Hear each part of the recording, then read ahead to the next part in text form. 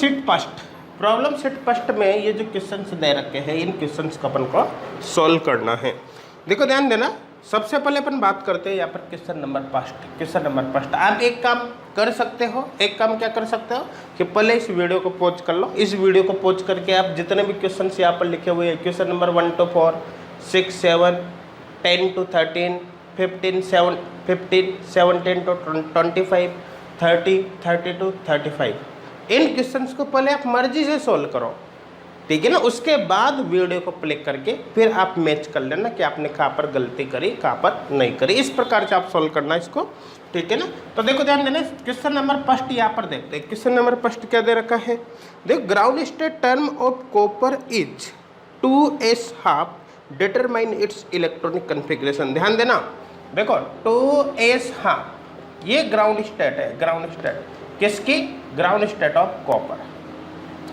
समझ में आ रहा है ना, कॉपर का एटॉमिक नंबर 29 आपको पता है सही। अब देखिए ग्राउंड स्टेट टर्म आपको क्या बता रही है, देखो समझना आप यहाँ पर, देखो 2s+1 ये स्पिन मल्टीप्लिसिटी के स्थान पर यहाँ पर लिखा हुआ है 2, तो इसका मतलब है यहाँ पर क्या होगा 2s इक्वल ये 2 - 1 इक्वल 1 होगा। तो s इक्वल यहाँ पर होगा, देखो ध्यान देना, s इक्वल यहाँ पर होगा 1/2 इक्वल ये, इसको इधर भेज दो, s इक्वल कितना होगा 1/2। नंबर ऑफ अनपेड इलेक्ट्रॉन्स भी देख सकते हैं, देखो ध्यान देना, नंबर ऑफ अनपेड इलेक्ट्रॉन कितना होगा, s इक्वल कितना होता है, s इक्वल n/2 होता है। s की वैल्यू कितने हाफ है, तो इसका मतलब n इक्वल क्या होगा 2s होगा, तो 2 × s की value 1/2 equal 1। Number of unpaired electron हमारे पास आ गया 1। यहाँ से अपन को ये भी पता चल गया अनपेड इलेक्ट्रॉन कितना है। देखो टर्म कौन सी है, s है, s टर्म है तो l की वैल्यू भाई कितनी होगी, l की वैल्यू 0 होगी। l की वैल्यू हमको पता चल गई, j की वैल्यू यहाँ पर ऑलरेडी दे रखी, j की वैल्यू कितनी है 1/2। अब देखना है कि ये जो ग्राउंड स्टेट आपको दे रखी है, इस ग्राउंड स्टेट से आपको ये इन्फॉर्मेशन मिल गई कि s की वैल्यू इतनी है, अनपेड इलेक्ट्रॉन इतना है, l की वैल्यू इतनी है और j की वैल्यू इतनी है। ये आपको इन्फॉर्मेशन यहाँ से मिल गई। अब इस इन्फॉर्मेशन के बेसिस पर हम डिसाइड करेंगे कि कॉपर का इलेक्ट्रॉनिक कन्फिग्रेशन क्या है। अब देखो ध्यान देना, कॉपर की अगर बात करें तो कॉपर का एटॉमिक नंबर 29 है। अब 29 एटॉमिक नंबर पर यदि अपन नॉर्मल इलेक्ट्रॉनिक कन्फिग्रेशन लिखे तो यहाँ पर 3d9 4s2 ये इसका इलेक्ट्रॉनिक कन्फिग्रेशन होना चाहिए। अगर नॉर्मल इलेक्ट्रॉनिक कन्फिग्रेशन लिखे तो कॉपर का इलेक्ट्रॉनिक कन्फिग्रेशन ये होना चाहिए। हम देख लेते हैं क्या इस इलेक्ट्रॉनिक कन्फिग्रेशन को ये प्रूव कर रहा है, चलो देख लेते हैं। यहाँ पर देखो 1 2 3 4 5 डी के अंदर 5 ऑर्बिटल्स होते हैं ना, जिसमें 9 इलेक्ट्रॉन आपको पढ़ने, 1 2 3 4 5 6 7 8 9, और ये हो गया 4s, इसके अंदर 2 इलेक्ट्रॉन्स आपको पढ़ना है, ये 3d ये 4s। अब इसके अकॉर्डिंग आप यहाँ पर देखते हो तो अनपेड इलेक्ट्रॉन 1 आ रहा है, अनपेड इलेक्ट्रॉन 1 आ रहा है तो भाई s की वैल्यू तो 1/2 आएगी, number of unpaired electron upon 2, ठीक है। लेकिन यहाँ पर अगर l की वैल्यू देखें तो +2 +1 0 -1 -2, l की वैल्यू देखें तो सभी को जोड़ के देखो आप, देखो 2 + 2 यहाँ पर इस तरह 2 + 2 +1 क्योंकि 2 इलेक्ट्रॉन है ना, +0 +0 2 इलेक्ट्रॉन, यहाँ भी 2 इलेक्ट्रॉन है, -1 यहाँ पर 1 इलेक्ट्रॉन है -2। आप इसको सॉल्व करोगे तो यहाँ पर l की जो वैल्यू होगी वो 2 आ जाएगी। l की वैल्यू कितनी आ जाएगी 2 आ जाएगी। डायरेक्ट ऐसे भी देख सकते हो कि हाफ फील्ड तक तो 0 होनी है, उसके बाद केवल 1 2 3 4 इलेक्ट्रॉन्स पर आप काउंट कर लो, तो +2 +1 0 -1, केवल इसको सॉल्व कर लो, l की वैल्यू आपको 2 मिल जाएगी। इधर तो मैग्नेटिक क्वांटम नंबर 0 होता है, यहाँ से तो 0 कंट्रीब्यूशन है, तो कुल मिलाकर l की वैल्यू यहाँ पर 2 आ गई। तो देखो ध्यान देना, समझना, अगर इस ग्राउंड स्टेट टर्म सिंबल को देखते हैं तो n की वैल्यू 1 यहाँ भी आ रही है, यहाँ भी आ रही है, s की वैल्यू 1/2, s की वैल्यू कहाँ गई भाई इसमें 1/2, दोनों केस में आ रही है। देखो l की वैल्यू यहाँ पर कितने आ रही है 0 इस टर्म के अकॉर्डिंग, जबकि यहाँ पर l की वैल्यू कितने आ रही है 2। ये ग्राउंड स्टेट टर्म बता रही है कि l की वैल्यू 0 होनी चाहिए, लेकिन इसके अकॉर्डिंग l की वैल्यू 2 होगी। इसका मतलब है कि ये इलेक्ट्रॉनिक कन्फिग्रेशन कॉपर का नहीं है, ये इलेक्ट्रॉनिक कन्फिग्रेशन तो कॉपर का नहीं है। अब चेंज करते हैं, देखो चेंज क्या किया जा सकता है, चेंज किया जा सकता है कि एक इलेक्ट्रॉन को इधर भेज दो, इसको फुल फिल्ड कर दो, अनपेड इलेक्ट्रॉन इसमें कर दो, इसके अलावा और पॉसिबिलिटी ऐसे भी नहीं है। तो देखो ध्यान देना, यहाँ पर अपन बात करें जैसे 3d10 4s1, अगर इसकी बात करते हैं तो 1 2 3 4 5 और यहाँ पर हो गया 10 इलेक्ट्रॉन बनने 1 2 3 4 5 6 7 8 9 10।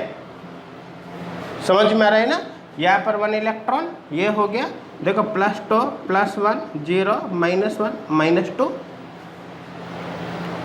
होगा नहीं होगा, और यहाँ पर 0। अब इसके लिए देखो unpaired electron 1, s equal 1/2, l equal, ये तो फुल फील्ड इसके लिए 0 हो जाएगा, कुल मिलाकर ये बचेगा l इक्वल 0, तो ये फुल फील्ड है 0, यहाँ पर भी 0, तो l इक्वल 0, l इक्वल 0 पर टर्म हो गए s। स्पिन मल्टीप्लिसिटी की बात करें तो यहाँ पर होगा 2s + 1 इक्वल, आप s के स्थान पर ये रख दो, यहाँ पर आ जाएगा 2। समझ में आ रहा है।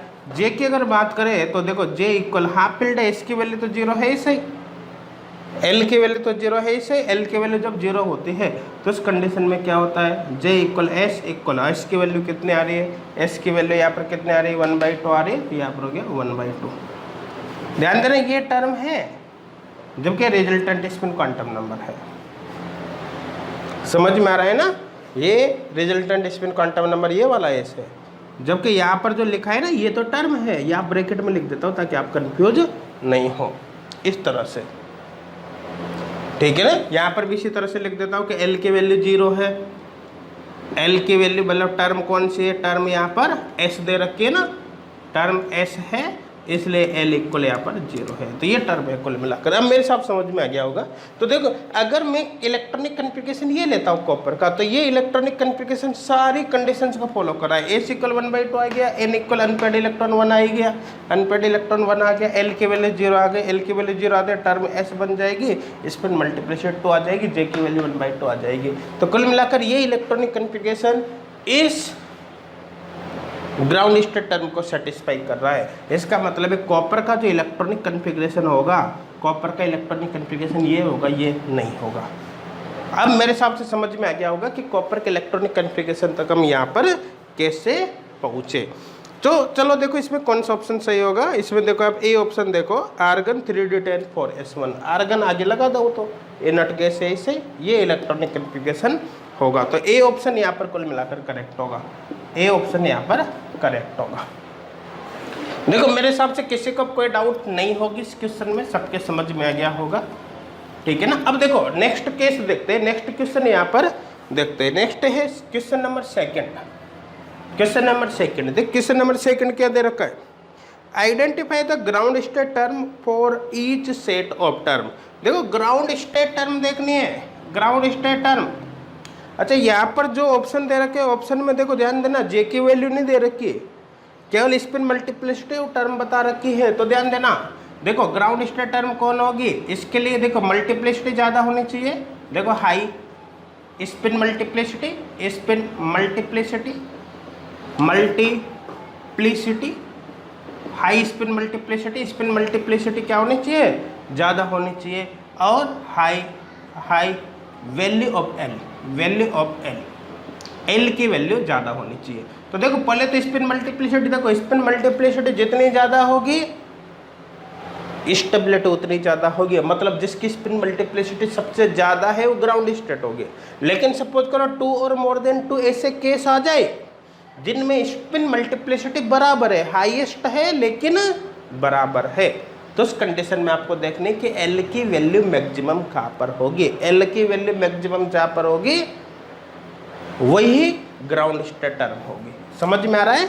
चलो देखते हैं। अब देखो यहाँ पर जो A दे रखा है, A के अंदर देखो क्या क्या दे रखा है, 1p 3p 3f 1g।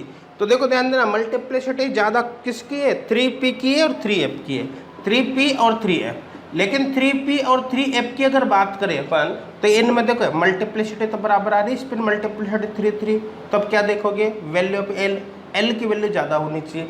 p के लिए तो l इक्वल होता है 1, f के लिए l इक्वल होता है 3। इसका मतलब कौन सी ग्राउंड स्टेट होगी, ये वाली। तो a के अंदर जो ग्राउंड स्टेट टर्म होगी वो होगी 3f। समझ में आ गया होगा 3f पर कैसे गए। पहले तो आपको मल्टीप्लिसिटी देखनी है, मल्टीप्लिसिटी ज़्यादा स्टेबिलिटी ज़्यादा, तो मल्टीप्लिसिटी 2 के बराबर है, मल्टीप्लिसिटी बराबर आ गई, इसलिए वैल्यू ऑफ एल हमने देखी, एल की वैल्यू ज़्यादा किसके लिए, एफ के लिए, इसलिए इसको ग्राउंड स्टेट कंसीडर यहाँ पर हमने कर लिया। समझ में आ गया होगा। फिर देखते हैं बी। देखो बी यहाँ पर क्या दे रखा है, देखो 3p 5d 3h 1i 1g। तो देखो सबसे ज़्यादा स्पिन मल्टीप्लिसिटी 5d की दे रखी है, तो यहाँ तो डायरेक्ट ही सोल्व हो गया 5d, ये बी में होगा। सी में देखो आप, सी में क्या दे रखा है, सी में दे रखा है आपको 6s 4p 4g 2i। सबसे ज़्यादा मल्टीप्लिसिटी होगी 6s की, तो यहाँ पर होगा 6s। तब ऐसा कौन सा ऑप्शन है जिसके अंदर ए के अंदर ये, बी के अंदर ये, सी के अंदर ये दे रखा है, वो आपको देखना है। तो देखो डी ऑप्शन देखो आप, 3a आ रहा है, 3a 5d आ रहा है और 6s आ रहा है, तो डी ऑप्शन यहाँ पर करेक्ट हो जाएगा, डी ऑप्शन यहाँ पर करेक्ट हो जाएगा। मेरे हिसाब से कोई डाउट किसी को अब इसमें नहीं होगा, सबके समझ में आ गया होगा। देखो नेक्स्ट है क्वेश्चन नंबर 3। क्वेश्चन नंबर 3, देखो क्वेश्चन नंबर 3 क्या दे रखा है, for the electronic configuration 1s2 2s2 2p4 2 of the possible term symbol are 1s and 3p, the remaining terms each। देखो ध्यान देना, बहुत इंपॉर्टेंट क्वेश्चन है। इलेक्ट्रॉनिक कन्फिगरेशन दे रखा है आपको 1s2 2s2 2p4 और इसके लिए 2 पॉसिबल टर्म सिंबल्स दे दिया, टर्म सिंबल्स आपको दे दिया, 1s दे दिया और 3p दे दिया, और पूछा है कि और कौन सा पॉसिबल, द रिमेनिंग टर्म्स, इसके अलावा और जो पॉसिबल टर्म यहाँ पर है वो कौन सी है। मतलब क्या है कि इसके जो भी टर्म सिंबल्स है ना, उनमें से ये तो आपको दे दिया। अब इसके अलावा जो बची हुई टर्म सिंबल है वो आपको डिसाइड करनी है, वो आपको डिसाइड करनी है। चलो देखते हैं यहाँ पर कि ऐसे क्वेश्चन को आप कैसे सॉल्व करोगे। देखो क्वेश्चन टफ नहीं होते, क्वेश्चन ईजी होते, मैं आपको बार बार बता रहा हूँ। बस क्वेश्चन प्रैक्टिस आपको अच्छे से करनी है। क्वेश्चन प्रैक्टिस करने का तरीका क्या है कि आपको जैसे यही दे दिया, हम प्रॉब्लम सेट फर्स्ट को भी सॉल्व कर रहे हैं इन क्वेश्चंस को, तो आप अभी डायरेक्ट वीडियो को मत देखो। आप क्या करो, सबसे पहले इन क्वेश्चंस को मर्जी से सॉल्व करो, खुद सॉल्व करने के लिए ट्राई करो। फिर जब आपको डाउट आए, कन्फ्यूजन आए, तो फिर आप वीडियो को प्ले कर लो। एक बार कम से कम एक बार खुद सॉल्व कर लो, उसके बाद आप पूरे वीडियो को देखो, कोई प्रॉब्लम नहीं, बहुत अच्छी प्रैक्टिस आपकी होगी। समझ में आ रहा है यहाँ तक। अब देखो ध्यान देना, यहाँ पर इस इलेक्ट्रॉनिक कन्फिगरेशन के लिए आपको ये टर्म सिंबल दे रखे हैं।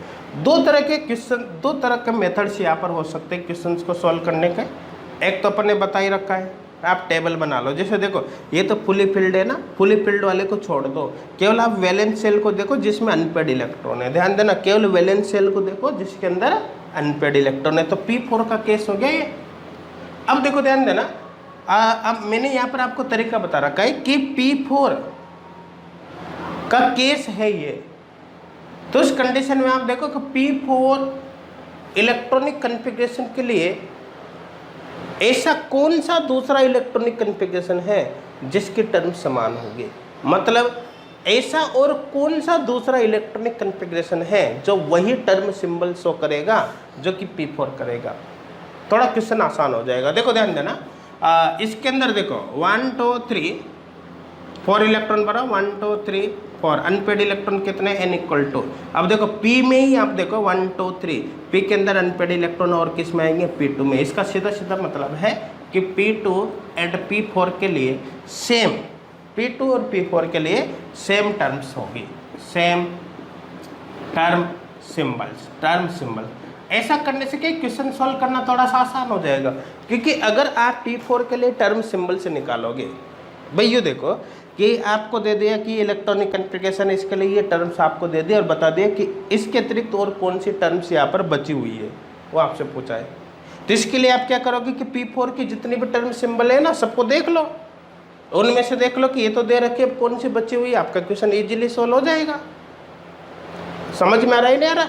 लेकिन अगर आप P4 के लिए डायरेक्ट उस टेबल को बनाते हो L मैक्स S मैक्स की वैल्यू कैलकुलेट करके, तो आपका क्वेश्चन काफ़ी टफ हो जाएगा, क्वेश्चन को सॉल्व करने में थोड़ा टाइम लगेगा, क्योंकि P4 में 4 इलेक्ट्रॉन्स को डिस्ट्रीब्यूट आपको करना है। लेकिन अब मेरे को पता है कि P4 की वही टर्म सिंबल्स होते हैं जो कि P2 की होगी, तो आप सारे कॉन्सेप्ट को P2 पर अप्लाई करो, P4 पर ऑटोमेटिक अप्लाई हो जाएगा। ठीक है ना। और वो कैसे पता चलेगा कि P4 का P2 के समान ही होगा टर्म सिंबल, उसके लिए मैंने आपको बता दिया कि अनपेड इलेक्ट्रॉन देख लो आप सेम होने चाहिए। P4 के अंदर 2 अनपेड इलेक्ट्रॉन है, तो P में ऐसा कौन सा कन्फिग्रेशन है जिसमें 2 ही अनपेड इलेक्ट्रॉन हो, वो है P2 में। इसलिए नंबर ऑफ अनपेड इलेक्ट्रॉन दोनों में सेम है, मतलब दोनों के टर्म सिंबल सेम होगा। अब समझ में आ गया होगा। तो P2 के लिए देख लो आप, P2 की अगर बात करें यहाँ पर तो देखो ध्यान देना 1 2 3, ठीक है, +1 0 -1। एल मैक्स की अगर बात करते हैं तो मैक्सिमम दोनों इलेक्ट्रॉन्स को आप यहाँ पर दो तो 1 1 2 हो जाएगा। एस मैक्स की अगर बात करें यहाँ पर तो एस मैक्स के लिए देखो इलेक्ट्रॉन्स को इस तरह से भरो प्लस आप हाईएस्ट स्पिन मल्टीप्लिसिटी के साथ, तो एस मैक्स भी 1 हो जाएगा। ठीक है, तो कुल मिलाकर अब टेबल बना लेते हैं, डायरेक्ट ही टेबल बना लेते हैं। यहाँ पर देखो इधर की तरफ आप लिख दो कि एस मैक्स आ रहा है ना 1, इसका मतलब है एम एस की जो वैल्यू होगी +1 to -1 होगी, तो +1 0 -1। और इधर एल मैक्स आ रहा है, एल मैक्स 2 आ रहा है, तो जो एम एल की जो वैल्यू होगी एम एल की वो कहाँ से कहाँ तक होगी, वो होगी +2 to -2। लेकिन आप +2 से 0 लिख दो, केवल +2 +1 0 यहाँ तक लिख लो, आप सबको लिखने की जरूरत नहीं है, केवल इतना सा लिख लो। ठीक है ना। और यहाँ पर अपन टेबल ड्रा कर लेते हैं, ठीक है ना। ये टेबल यहाँ पर हो जाएगी, इधर वाली वैल्यू तो एम एस की, इधर वाली वैल्यू एम एल की। ठीक है, ये अब इस टेबल को कंप्लीट करके देखें। देखो इस टेबल से भी बताऊंगा, एक में आपको डायरेक्ट कैसे सॉल्व करना है वो भी बताऊंगा। सारे कॉन्सेप्ट क्लियर करेंगे, ऐसा कुछ भी यहाँ पर नहीं है। अब देखो समझना आप, यहाँ पर आपको सबसे पहले L की वैल्यू 2 करनी है। L की वैल्यू 2 करोगे तो दोनों इलेक्ट्रॉन को आपको यही भरना पड़ेगा। इसमें दोनों इलेक्ट्रॉन को जब आप एक ही ऑर्बिटल में भरोगे तो स्पिन अपोजिट ही आपको करनी पड़ेगी। जब स्पिन आप अपोजिट करोगे तो +1 S की वैल्यू 0 ही होगी। तो कुल मिलाकर इसके सामने यहाँ पर केवल एक x आएगा, क्योंकि एक की तो पॉसिबिलिटी है। ठीक है ना। दोनों इलेक्ट्रॉन को जब आप इसमें भरोगे तभी L की वैल्यू 2 आएगी। जब दोनों इलेक्ट्रॉन को आप इसमें भरोगे तो एक ही पॉसिबिलिटी है, दोनों इलेक्ट्रॉन के स्पिन को आपको अपोजिट करना पड़ेगा। एक पॉसिबिलिटी के लिए x की एक वैल्यू। अब इसको यहाँ पर क्यों लिखा, क्योंकि s की वैल्यू यहाँ पर 0 हो जाएगी, रिजल्टेंट स्पिन क्वांटम नंबर +आप = 0, इसलिए 0 के नीचे यहाँ पर एक x हमने लिख दिया।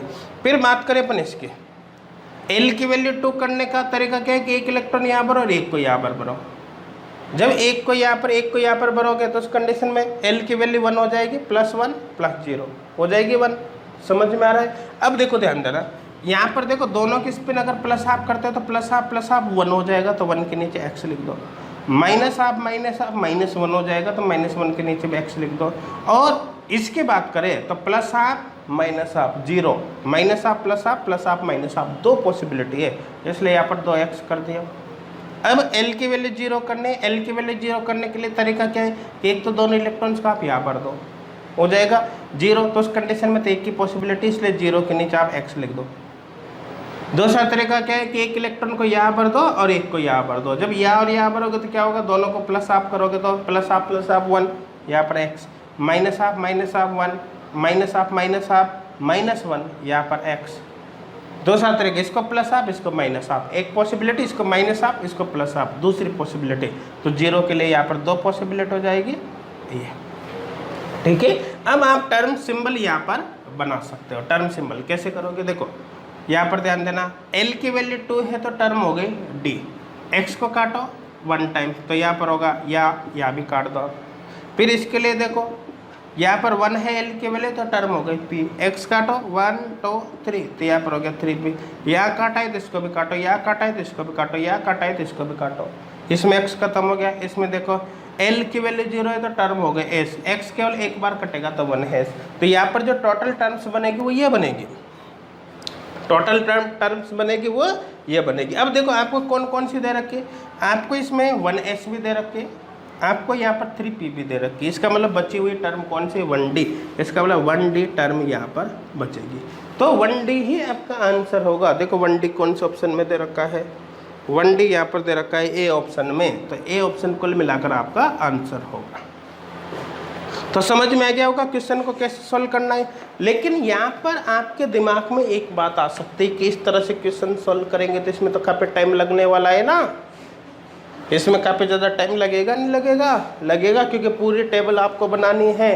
तो आपको अदर मेथड्स भी पता होना चाहिए, क्या और कोई पॉसिबिलिटी है जिसके बेसिस पर आप क्वेश्चंस को सॉल्व कर सकते हो।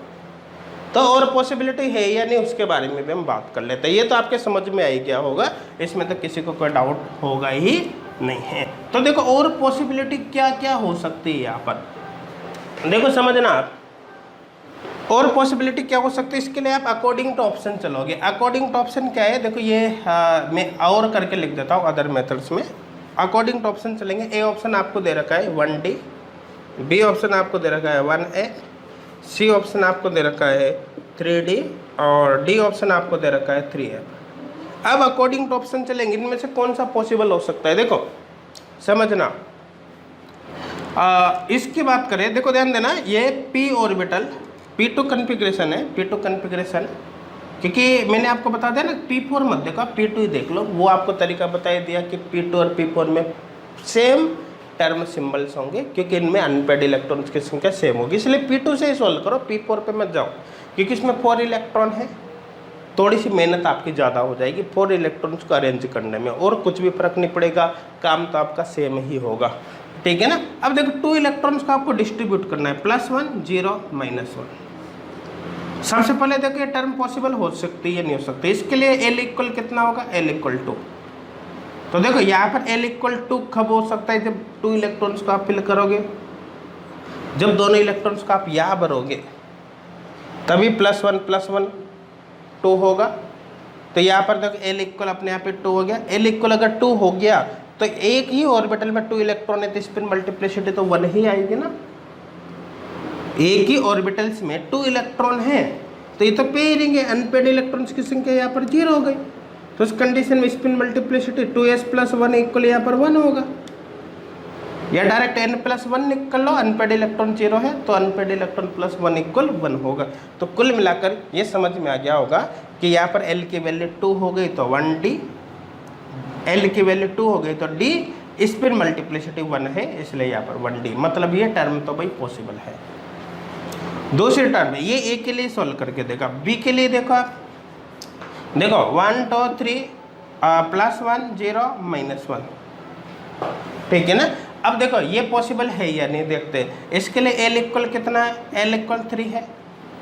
देखो आपको 2 इलेक्ट्रॉन्स को बनने, 2 इलेक्ट्रॉन्स की मैक्सिमम वैल्यू L मैक्स यहाँ पर कितना है, L मैक्स ही 3 है। 2 इलेक्ट्रॉन्स को 2 है, 2 इलेक्ट्रॉन्स को आप यहाँ पर रख सकते हो।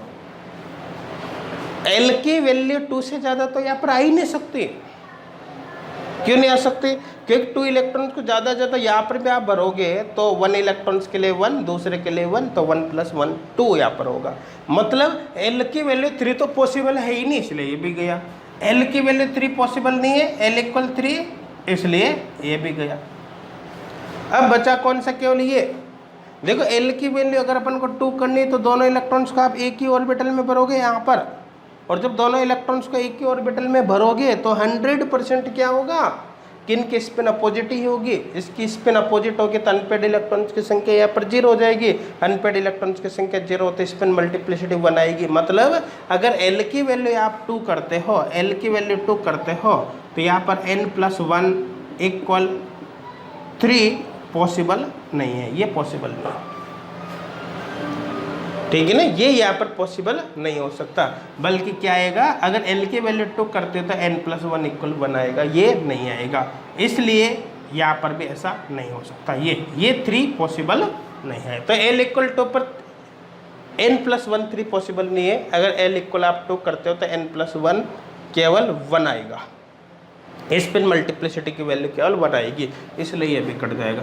ऐसे क्वेश्चन सॉल्व करने से थोड़ा आसान काम होगा। कैसे आसान हुआ, क्योंकि यहाँ पर अपन को पता चलेगा कि L की मैक्सिमम वैल्यू 2 है, तो इसका मतलब है कि F टर्म तो पॉसिबल हो ही नहीं सकते, 2 ऑप्शन तो आप कैसे कट गए। फिर अपन इसकी बात करें तो अगर L इक्वल 2 में करता हो तो L इक्वल 2 करूँगा तो स्पिन मल्टीप्लिसिटी 1 हो सकती है। इसका मतलब D टर्म पर 3 भी नहीं आ सकता स्पिन मल्टीप्लिसिटी, इसलिए ये भी कट गया। केवल ये बचा कि D टर्म पर स्पिन मल्टीप्लिसिटी केवल 1 हो सकती है। है ना, ऐसे भी कर सकते हैं और आप टेबल के थ्रू भी कर सकते हैं। जहाँ पर जैसा इजी पड़े उसके अकॉर्डिंग आप क्वेश्चंस को सॉल्व करो। देखो यहाँ पर दिमाग में ये बिल्कुल ही फिक्स नहीं करना किस तरह से ये अपन को सॉल्व करना है, ठीक है ना, आपकी मर्जी पड़े जैसे सॉल्व करो। हमारा काम क्या है कि क्वेश्चन फास्ट सॉल्व हो और साथ में क्वेश्चंस को सॉल्व करते समय किसी प्रकार की कोई गलती नहीं हो, ये मेन टारगेट है। समझ में आ गया होगा। अब देखो नेक्स्ट है क्वेश्चन नंबर 4। क्वेश्चन नंबर 4 देख, क्वेश्चन नंबर 4 क्या दे रखा है, the spectroscopic ground state term symbol for the octahedral aqua complexes of mn second. देखो यहाँ पर दे रखा है mn सेकेंड मतलब mn+2 और Cr+3 और एंड कॉपर+2 और एक्वा कॉम्प्लेक्स की बात कर रहा है। देखो एक्वा कॉम्प्लेक्स की बात कर रहा है, ऑक्टाहेड्रल एक्वा कॉम्प्लेक्स, तो कुल मिलाकर ये हो जाएगा 3d5 हाई स्पिन ऑक्टाहेड्रल, क्योंकि एक्वा कॉम्प्लेक्स की बात कर रहा है ना। यहाँ पर देखो 3d3, यहाँ पर ऑक्टाहेड्रल या हाई लो से कोई मतलब है ही नहीं, यहाँ पर 3d9 ऑक्टाहेड्रल। अब इसकी बात करते हैं तो यहाँ पर देखो इलेक्ट्रॉन्स बनना है आपको, क्योंकि हाई स्पिन है भाई, तो ऐसे भरो 1 2 3 4 5 1 2 3 4 5, तो 1 2 3 4 5 इलेक्ट्रॉन आपको बढ़ना है। देखो यहाँ पर 5 इलेक्ट्रॉन्स आप भरोगे तो उस कंडीशन में क्या होगा, देखो +2 +1 0 -1 -2 L इक्वल यहाँ पर हो गया 0। सभी को जोड़ के देखो L इक्वल 0 पर टर्म हो गया S और N इक्वल कितना अनपेड इलेक्ट्रॉन, अनपेड इलेक्ट्रॉन यहाँ पर 5 हो जाएगा, तो N इक्वल यहाँ पर हो गया 5, तो इसका मतलब स्पिन मल्टीप्लिसिटी N+1 इक्वल यहाँ पर होगा 6, तो कुल मिला के जो टर्म होगी वो होगी 6s। यहाँ पर टर्म कौन सी जाएगी भाई 6s। इसकी बात करें 1 2 3 4 5 1 2 3 4 5 3 इलेक्ट्रॉन बढ़ना है 1 2 3, यहाँ पर देखो +2 +1 0 +2 +1 0 -1 -2, ठीक है ना। तो अगर इसकी बात अपन करते हैं तो इसके लिए यहाँ पर कितना हो जाएगा, देखो +2 +1 0, तो यहाँ पर होगा L इक्वल 3, L इक्वल 3, यहाँ पर क्या हो जाएगा L इक्वल 3 होगा, ठीक है ना। तो +2 +1 0 -1 -2 +2 +1 0 -1 -2, समझ में आ रहा है नहीं आ रहा है यहाँ तक, ठीक है ना। ये केस हो गया, ठीक है। अब देखो ध्यान देना, L इक्वल यहाँ पर कितना हो गया 3, L इक्वल 3 हो गया और अनपेड इलेक्ट्रॉन भी 3 आ रहा है, तो अनपेड इलेक्ट्रॉन 3 आ रहा है तो N+1 इक्वल यहाँ पर 4 हो जाएगा। 3 पर टर्म कौन सी होगी F, तो यहाँ पर होगा कुल मिलाकर 4F, ये टर्म हो गई। अब इसकी बात करें तो देखो ध्यान देना 1 2 3 4 5 1 2 3 4 5 6 7 8 9, तो यहाँ पर भी देख लो आप L इक्वल यहाँ पर हो जाएगा 2। अब तो देख ही सकते हो, आपको तरीका मिल गया। L इक्वल 2 और N equal number of unpaired electron 1 है, तो स्पिन मल्टीप्लिसिटी होगी 2, तो यहाँ पर होगा 2। L इक्वल 2 पर यहाँ पर होगा D टर्म, तो यहाँ पर होगा 2D टर्म कौन सी हो जाएगी 2D। चलो मैच करके देख लो इसमें। देखो बी ऑप्शन में आप देखो यहाँ पर 6s दे रखा है, 4f दे रखा है और 2d दे रखा है, इसका मतलब आंसर होगा बी ऑप्शन। यहाँ पर बी ऑप्शन करेक्ट होगा, बी ऑप्शन करेक्ट होगा। मेरे हिसाब से समझ में आ गया होगा, किसी को कोई डाउट यहाँ पर अब नहीं होगा, समझ में आ रहा है सभी को। अब देखो नेक्स्ट है क्वेश्चन नंबर 5। क्वेश्चन नंबर 5 देखते हैं, चलो देख क्वेश्चन नंबर 5 क्या दे रखा है, नहीं क्वेश्चन नंबर 5 नहीं, क्वेश्चन नंबर 6। क्वेश्चन नंबर 6 देखते हैं यहाँ पर। देख क्वेश्चन नंबर 6 आपको क्या दे रखा है, the lowest energy term for the D6 configuration is. देखो D6 कॉन्फ़िगरेशन के लिए लोवेस्ट एनर्जी टर्म मतलब ग्राउंड स्टेट आपको देखनी है, तो भाई D6 के केस में 1 2 3 4 5 1 2 3 4 5 6 ये होगा नहीं होगा, तो L की वैल्यू देखिए +2 +1 0 -1 -2, तो L की वैल्यू यहाँ पर हो जाएगी 2। L की वैल्यू 2 होती है, टर्म कौन सी होगी भाई D होगी, और अनपेड इलेक्ट्रॉन यहाँ पर कितने 4 है, अनपेड इलेक्ट्रॉन 4 है, तो N+1 इक्वल यहाँ पर कितना हो जाएगा 5 हो जाएगा। तो इसका मतलब है जो टर्म होगी वो क्या होगी 5 और यहाँ पर हो गया D 5D।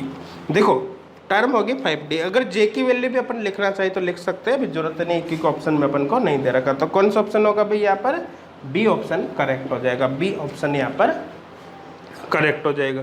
समझ में आ रहा है। देखो नेक्स्ट है क्वेश्चन नंबर 7। क्वेश्चन नंबर 7, चलो क्वेश्चन नंबर 7 करके देखें। देखो possible term symbol of the excited state of sodium atom with the electronic configuration. देखो इलेक्ट्रॉनिक कन्फिगरेशन दे रखा है यहाँ पर 1s2 2s2 2p6 3p1। तो देखो 1s2 2s2 2p6 3p1 ये दे रखा है। देखो अब आप सोचोगे सोडियम का तो इलेक्ट्रॉनिक कन्फिगरेशन ये होता है, सोडियम का इलेक्ट्रॉनिक कन्फिगरेशन तो 3s1 होता है, जबकि यहाँ पर 3p1 लिखा हुआ है, ये सोडियम है। लेकिन यहाँ पर एक्साइटेड स्टेट की बात कर रहा है ना, एक्साइटेड स्टेट की बात कर रहा है। तो यहाँ का जो एक इलेक्ट्रॉन है ना, आगे देखो यहाँ पर क्या होगा 3s1 3p0 होगा, नहीं होगा भाई। यहाँ पर देखो 1s2 2s2 2p1 3s1, 3s1 के बाद 3p भी तो आएगा, लेकिन उसमें कोई इलेक्ट्रॉन नहीं है। एक्साइटेड स्टेट में क्या होगा कि यहाँ का इलेक्ट्रॉन यहाँ पर जंप कर जाएगा और इसका इलेक्ट्रॉनिक कन्फिगरेशन हो गया 1s2 2s2 2p6 3p1, है ना। ये सोडियम का है और ये सोडियम की एक्साइटेड स्टेट में इलेक्ट्रॉनिक कन्फिगरेशन है। आपसे अभी इसके लिए नहीं पूछा, इसके लिए पूछा है। देखो अभी तो आपको क्वेश्चन में डायरेक्ट ही ये इलेक्ट्रॉनिक कन्फिगरेशन दे रखा है, लेकिन सपोज करो ये इलेक्ट्रॉनिक कन्फिगरेशन नहीं दे रखा होता, डायरेक्ट आपसे पूछता है एक्साइटेड स्टेट ऑफ सोडियम, तो आप अपनी मर्जी से पहले इलेक्ट्रॉनिक कन्फिगरेशन आपको लिखना पड़ता है इस प्रोसेस के दौरान। अभी तो क्वेश्चंस को एक तरह से ईजी कर रखा है कि इलेक्ट्रॉनिक कन्फिगरेशन क्वेश्चंस में ही यहाँ पर प्रोवाइड कर दिया, जिससे क्वेश्चन थोड़ा सा क्या हो गया, यहाँ पर क्वेश्चन थोड़ा सा यहाँ पर आसान हो जाएगा। मेरे हिसाब से समझ में आ गया होगा। अब देखो आपको यहाँ पर क्या बतानी है भाई, ग्राउंड, यहाँ पर आपको क्या बतानी है, पॉसिबल टर्म सिंबल्स। चलो पॉसिबल टर्म सिंबल्स देखते हैं कौन कौन से होंगे इसके लिए। यहाँ तक तो कोई डाउट नहीं ना, ये सबके समझ में आ रहा है, क्लियर है यहाँ तक। चलो देखते हैं तरफ। देखिए यहाँ से यहाँ तक तो फुली फिल्ड है इसे, अनपेड इलेक्ट्रॉन इसमें, जिसमें अनपेड इलेक्ट्रॉनिक केवल उसको उठा लो आप। तो यहाँ पर हो गया, यहाँ पर इधर से कर देता हूँ, यहाँ पर हो गया P1। P1 की बात करें तो ये एक इलेक्ट्रॉन +1 0 -1, L की वैल्यू हो गई 1, ठीक है। स्पिन मल्टीप्लिसिटी 1 अनपेड इलेक्ट्रॉन है ना, तो यहाँ पर हो जाएगा 2, L की वैल्यू 1 हो गई। S की बात करें तो अनपेड इलेक्ट्रॉन /2 1/2 होगा। और J की अगर बात करते हैं तो L - S 2 L + S, तो L - S 1 - ½ 1/2, 2L + S L + S 1 + ½ 3/2, तो J की वैल्यू होगी 1/2 3/2। तो यहाँ पर L की वैल्यू 1 है, L की वैल्यू 1 पर टर्म बनेगी P, ठीक है ना। तो कुल मिलाकर यहाँ पर P स्पिन मल्टीप्लिसिटी 2 आ रहा है, J की वैल्यू 1/2 है और 2P J की वैल्यू 3/2 है। ये यहाँ पर टर्म्स पॉसिबल टर्म सिंबल्स हो जाएगा, ठीक है। तो चलो मैच करो इसको यहाँ पे, 2P 3/2 2P 1/2, बी ऑप्शन यहाँ पर दे रखा है, बी ऑप्शन यहाँ पर करेक्ट हो जाएगा। मेरे हिसाब से किसी का कोई डाउट नहीं होगा, सबके समझ में आ गया होगा। देखो नेक्स्ट है क्वेश्चन नंबर 10।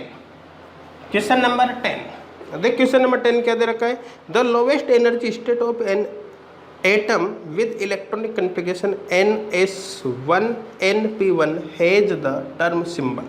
देखो ध्यान देना, electronic configuration SN1 NS1 NP1, मतलब कुल मिलाकर SP इलेक्ट्रॉनिक कन्फिगरेशन है, ठीक है ना, SP इलेक्ट्रॉनिक कन्फिगरेशन है। तो यहाँ पर S1 P1 का केस है, कर भी रखा है अपन इस तरह का केस। देखो 1 इलेक्ट्रॉन इसमें है, 1 2 3 इलेक्ट्रॉन इसमें है, ये हो गया S, ये हो गया P। इस तरह से S के लिए 0, P के लिए +1 0 -1। आपको यहाँ पर लोवेस्ट एनर्जी स्टेट मतलब ग्राउंड स्टेट देखनी है, तो देखो ध्यान देना क्या करना पड़ेगा, इसमें इलेक्ट्रॉन भरो, ये हो गया, इसमें इलेक्ट्रॉन भरो, ग्राउंड स्टेट के लिए यहाँ पर इलेक्ट्रॉन भरो, हाईएस्ट स्पिन मल्टीप्लिसिटी के साथ शुरू से इलेक्ट्रॉन आपको भरना स्टार्ट यहाँ पर कर दो। समझ में आ रहा है। तो देखो ध्यान देना, L इक्वल यहाँ पर कितना हो गया, 0 + 1 1, 1 पर टर्म होगी P। समझ में आ रहा है। स्पिन मल्टीप्लिसिटी S की वैल्यू कितने हो गए, अनपेड इलेक्ट्रॉन /2, तो यहाँ पर 2/2 = 1 हो गया। समझ में आ रहा है ना, क्लियर है यहाँ तक। और ये लेस देन हाफ फील्ड है या नहीं है, देखो P1 आ रहा है, लेस देन हाफ फील्ड है, less than half field, less than half field. तो कुल मिला के ग्राउंड स्टेट के लिए कौन सी वैल्यू काम में लोगे, J = L - S आपको काम में लेनी है। तो J = L - S, तो यहाँ पर होगा L 1 है, S भी 1 है, तो 1 - 1 = 0। तो J = यहीं पर लिख देता हूँ, 1 - 1 = 0, तो J = 0। देखो किसके लिए, for ground state term symbol. अगर अपन टोटल वैल्यू ऑफ जे देखते हैं, तो उस कंडीशन में तो क्या होगी, L minus S to L plus S, तो 0 1 2 आ जाती है। अभी केवल अपन को ग्राउंड स्टेट के लिए देखनी है, इसलिए यहाँ पर 0 हो जाएगी। तो टर्म क्या होगी भाई, टर्म यहाँ पर हो जाएगी, स्पिन मल्टीप्लिसिटी कितने आ रही है, स्पिन मल्टीप्लिसिटी अनपेड इलेक्ट्रॉन 2 है ना, तो n प्लस 1 इक्वल यहाँ पर 3 हो जाएगी। तो 3 और p, 3p, जे की वैल्यू कितनी होगी, जे की वैल्यू यहाँ पर हो जाएगी 0, 3p 0। ये ग्राउंड स्टेट टर्म सिंबल यहाँ पर होगा। क्वेश्चन नंबर कौन सा, 10, 3p 0, इसमें डी ऑप्शन यहाँ पर करेक्ट हो जाएगा। मेरे हिसाब से किसी को कोई डाउट नहीं होगा, सबके समझ में आ गया होगा। देखो नेक्स्ट है क्वेश्चन नंबर 11। क्वेश्चन नंबर 11, देख क्वेश्चन नंबर 11 क्या दे रखा है, the term symbol for the first excited state of beryllium with the electronic configuration. Electronic configuration दे रखा है 1s2 2s1 3s1। देखो 1s2 बेरिलियम के एक्साइटेड स्टेट की बात है, 1s2 2s2 बेरिलियम का तो ये होता है, लेकिन 1s2 2s1 1s2 2s क्या दे रखा है इसमें, 1s2 2s1 3s1 3s1, ये यहाँ पर दे रखा है। देखो ध्यान देना, एक्चुअली क्या है कि बेरिलियम का तो इलेक्ट्रॉनिक कन्फिगरेशन यही होता है 1s2 2s2, कि एटॉमिक नंबर 4 ही तो है, लेकिन क्या है कि एक्साइटेड स्टेट में इसका एक इलेक्ट्रॉन 2s से 3s में जंप कर गया, 2s से 3s में जंप कर गया। जब इलेक्ट्रॉन 2s से 3s में जाएगा तो फिर ये बनेगा, इसलिए यहाँ पर ऐसा है। तो खुद क्वेश्चंस में ही आपको इलेक्ट्रॉनिक कन्फिगरेशन दे रखा है, मतलब आपको अपना एक्स्ट्रा दिमाग यहाँ पर नहीं लगाना है। जो इलेक्ट्रॉनिक कन्फिगरेशन आपको क्वेश्चन में दे रखा है, आपको सीधा सीधा उसी को काम में लेना है। अब इसके लिए आपको क्या निकालना है भाई, इसके लिए आपको निकालना है टर्म सिंबल निकालना है। तो चलो देखो यहाँ पर अनपेड इलेक्ट्रॉन यहाँ पर हो जाएगा 2, तो n प्लस 1 की वैल्यू होगी यहाँ पर 3। L की वैल्यू की बात करें तो S में ही है, S के लिए तो L ऐसे भी 0 होता है, तो L की वैल्यू 0 होगी, L की वैल्यू 0 होती है, टर्म हो गया S। और J वैल्यू दे रखी है, साथ में J भी दे रखा है, तो J भी निकाल लो। J की वैल्यू देखो, टर्म यहाँ पर कौन सी हो जाएगी भाई, S हो जाएगी। अब बात करते हैं अपन J वैल्यू, J वैल्यू की बात करते हैं तो J किसके बराबर होगा, S के बराबर होगा। S की वैल्यू कितनी देख ले, चलो देख लेते हैं।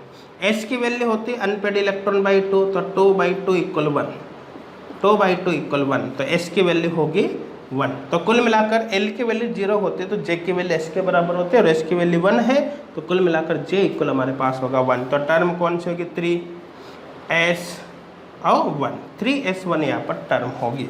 3s1 किस में दे रखा है भाई, A ऑप्शन में दे रखा है, तो आंसर होगा A ऑप्शन। A ऑप्शन यहाँ पर करेक्ट होगा, A ऑप्शन यहाँ पर क्या होगा, करेक्ट होगा। मेरे हिसाब से किसी को कोई डाउट नहीं होगा, समझ में आ रहा है यहाँ तक, क्लियर है यहाँ तक, किसी को डाउट है क्या, नहीं है ना। देखो नेक्स्ट है क्वेश्चन नंबर 12। क्वेश्चन नंबर 12, देख क्वेश्चन नंबर 12 क्या है, देखो समझना। Which electronic state is expected of lower energy in D2 system. देखो which electronic state is expected of lower energy in D2 system. देखो D2 सिस्टम के लिए कौन सी एनर्जी स्टेट सबसे कम एनर्जी की है, ये पूछिए, है ना। Electronic state expected to lower energy. अब यहाँ पर ऑप्शन देखो आपको क्या दे रखा है, A L equal 1, B L equal 2, C L equal 3 और D L इक्वल 4, ये आपको दे रखा है। अब देखो ध्यान देना, समझना, देखो आपके दिमाग में ये आएगा यहाँ पर कि L की वैल्यू ज़्यादा होने पर स्टेबिलिटी ज़्यादा होगी, एनर्जी कम होगी। L की वैल्यू ज़्यादा होने पर स्टेबिलिटी ज़्यादा होगी और L की वैल्यू कम होगी, L की वैल्यू ज़्यादा होने पर स्टेबिलिटी ज़्यादा होगी और एनर्जी कम होगी। इसका मतलब है कि अगर आपको लोवेस्ट एनर्जी की टर्म देखना है तो आपको देखना है कि L की वैल्यू मैक्सिमम कहाँ पर है, तो उस हिसाब से आप टिक कर दोगे किस पर, D ऑप्शन पर। लेकिन ऐसा नहीं करना, क्यों नहीं करना, क्योंकि टर्म में आप यहाँ पर दे रखा है D2 कन्फिग्रेशन। अब एक बात हमेशा ध्यान देना कि जब आप ग्राउंड स्टेट डिसाइड करते हो या मैं कह दूँ स्टेबिलिटी ऑफ टर्म डिसाइड करते हो, तो सबसे पहले आप क्या देखते हो, स्पिन मल्टीप्लिसिटी देखते हो। स्पिन मल्टीप्लिसिटी के बाद आप वैल्यू ऑफ L देखते हो। इसका मतलब है कि सबसे पहले तो यहाँ पर देखो D2 के लिए स्पिन मल्टीप्लिसिटी मैक्सिमम कितनी होगी, मैक्सिमम स्पिन मल्टीप्लिसिटी के केस में आप L की वैल्यू मैक्सिमम डिसाइड करो, तब आप इसके अकॉर्डिंग चलोगे, डायरेक्ट आप नहीं चल सकते। तो देखो ध्यान देना, समझना, D2 का केस है 1 2 3 4 5, देखो 2 इलेक्ट्रॉन आपको बढ़ने, +2 +1 0 -1 -2, 2 इलेक्ट्रॉन्स आपको बढ़ने। देखो 2 इलेक्ट्रॉन्स आप भरोगे तो कैसे भरोगे, मैक्सिमम स्पिन मल्टीप्लिसिटी के साथ, ऐसे भरोगे, ऐसे भर भाई आप यूज देख लो। इसके लिए आपको ग्राउंड स्टेट टर्म सिंबल निकालना है। ग्राउंड स्टेट टर्म सिंबल जब निकालते हैं तो इलेक्ट्रॉन्स का हंस मैक्सिमम मल्टीप्लिसिटी के अकॉर्डिंग ही भरते हो। पहले एक इलेक्ट्रॉन्स भरोगे, जब ये कंप्लीट हाफ फिल्ड हो जाएगा उसके बाद आप पेयरिंग यहाँ पर करोगे। हमेशा यही करते हो नहीं करते हैं, हमेशा यही किया जाता है। क्यों किया जाता है समझ में आ गया होगा, ठीक है ना, क्योंकि ऐसा करने से स्टेबिलिटी ज़्यादा आती है। तो देखो एक इलेक्ट्रॉन यहाँ पर भरो तो अपने आप स्पिन मल्टीप्लिसिटी यहाँ पर 2s+1 की वैल्यू 3 हो जाएगी, क्योंकि n+1 के बराबर होते ये 3 हो जाएगी, और ये 3 हो गई। अब स्पिन मल्टीप्लिसिटी इससे ज़्यादा हो सकती है क्या, 3 से ज़्यादा स्पिन मल्टीप्लिसिटी 3 से ज़्यादा नहीं हो सकती, स्पिन मल्टीप्लिसिटी 3 से ज़्यादा हो ही नहीं सकते भाई। अब देखो आप स्पिन मल्टीप्लिसिटी को मैक्सिमम करते हुए L की वैल्यू मैक्सिमम आनी चाहिए, तो L की वैल्यू मैक्सिमम है +2 +1, तो L इक्वल यहाँ पर 3 होगा, ठीक है ना। अब अपने आप 3 पर यहाँ पर A मतलब यहाँ पर जो टर्म बनेगी ना एक्चुअली वो 3 यहाँ पर बनेगी, तो L की वैल्यू ऑटोमेटिक यहाँ पर 3 होगी। तो L की वैल्यू कितने होगी, 3 सॉरी L की वैल्यू कितनी होगी, 3 होगी ना, L की वैल्यू 3, ये आंसर होगा सी ऑप्शन। तो देखो मैं इसलिए बता रहा हूँ कि एक तो क्या दिमाग में आपके यू पिक्स बैठा हुआ है हो कि L की वैल्यू ज़्यादा है, स्टेबिलिटी ज़्यादा होगी, एनर्जी कम होगी, डायरेक्ट आप डी ऑप्शन पर टिक कर दो, क्वेश्चन अपने आप ही गलत हो जाएगा। अगर आपको कन्फिगरेशन दे रखा हो ना तो आप उसकी ग्राउंड स्टेट निकालने की कोशिश करो, ग्राउंड स्टेट निकालो, फिर आप देखो L की वैल्यू कितनी आ रही है, ठीक है ना।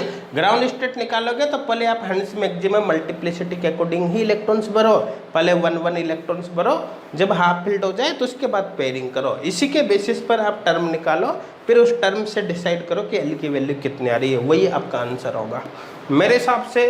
अब किसी को कोई डाउट यहाँ पर नहीं होगा। देखो नेक्स्ट है क्वेश्चन नंबर 13, क्वेश्चन नंबर कौन सा है, 12 हो गया, 13, ठीक है। The term symbol for the ground state of nitrogen atom is, nitrogen atom के लिए ग्राउंड स्टेट के लिए टर्म सिंबल्स आपको देखना है। देखो नाइट्रोजन का हो गया 2p3 p3 1 2 3, देखो +1 0 -1, 3 इलेक्ट्रॉन्स बनना है, ग्राउंड स्टेट देखनी है तो कैसे इलेक्ट्रॉन्स भरोगे, हंस मैक्सिमम मल्टीप्लिसिटी रूल के अकॉर्डिंग, तो 1 2 3, ठीक है ना। तो देखो यहाँ पर S की वैल्यू कितनी हो जाएगी, अनपेड इलेक्ट्रॉन बाई 2, तो 3/2, L की वैल्यू हाफ फिल्ड है 0 हो गई, ठीक है ना। स्पिन मल्टीप्लिसिटी 2s+1 इक्वल कितना हो जाएगा, 3 हो जाएगा। तो ग्राउंड स्टेट टर्म सिंबल कौन होगी, ग्राउंड स्टेट टर्म। अच्छा J की वैल्यू भी देख लो, हाफ फील्ड के लिए J की वैल्यू S के बराबर होती है, S की वैल्यू कितने 3/2, ठीक है ना, ये हाफ फील्ड के लिए होगी।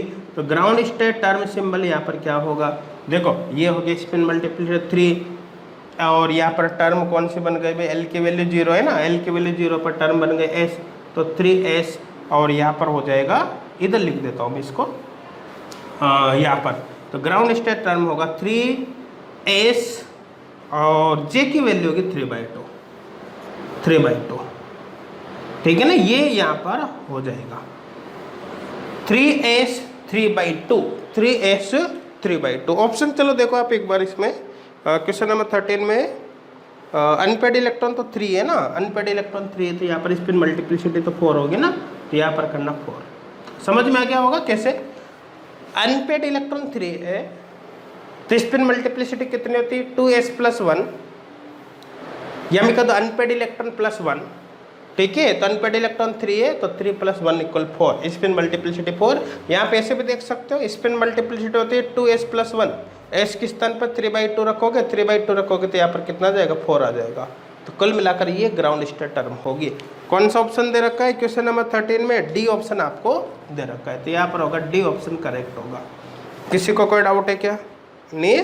देखो नेक्स्ट है क्वेश्चन नंबर 15, क्वेश्चन नंबर 15, ये तो सब कर लिया ना, किसी को कोई डाउट तो नहीं इसमें। देखो नेक्स्ट कौन सा है भाई, क्वेश्चन नंबर 15। क्वेश्चन नंबर 15, अब देखो क्वेश्चन नंबर 15 क्या है, what is the atomic number, what is the atomic term symbol for helium atom with the electronic configuration. देखो हीलियम का इलेक्ट्रॉनिक कन्फिगरेशन दे रखा है ऑलरेडी, नहीं भी दे रखा हो तो आप सबको आता है क्या होता है, फुली फिल्ड इलेक्ट्रॉनिक कन्फिगरेशन है ना। देखो फुली फिल्ड के लिए तो टर्म सिंबल हमेशा ही 1s0 होती है, ऑलवेज।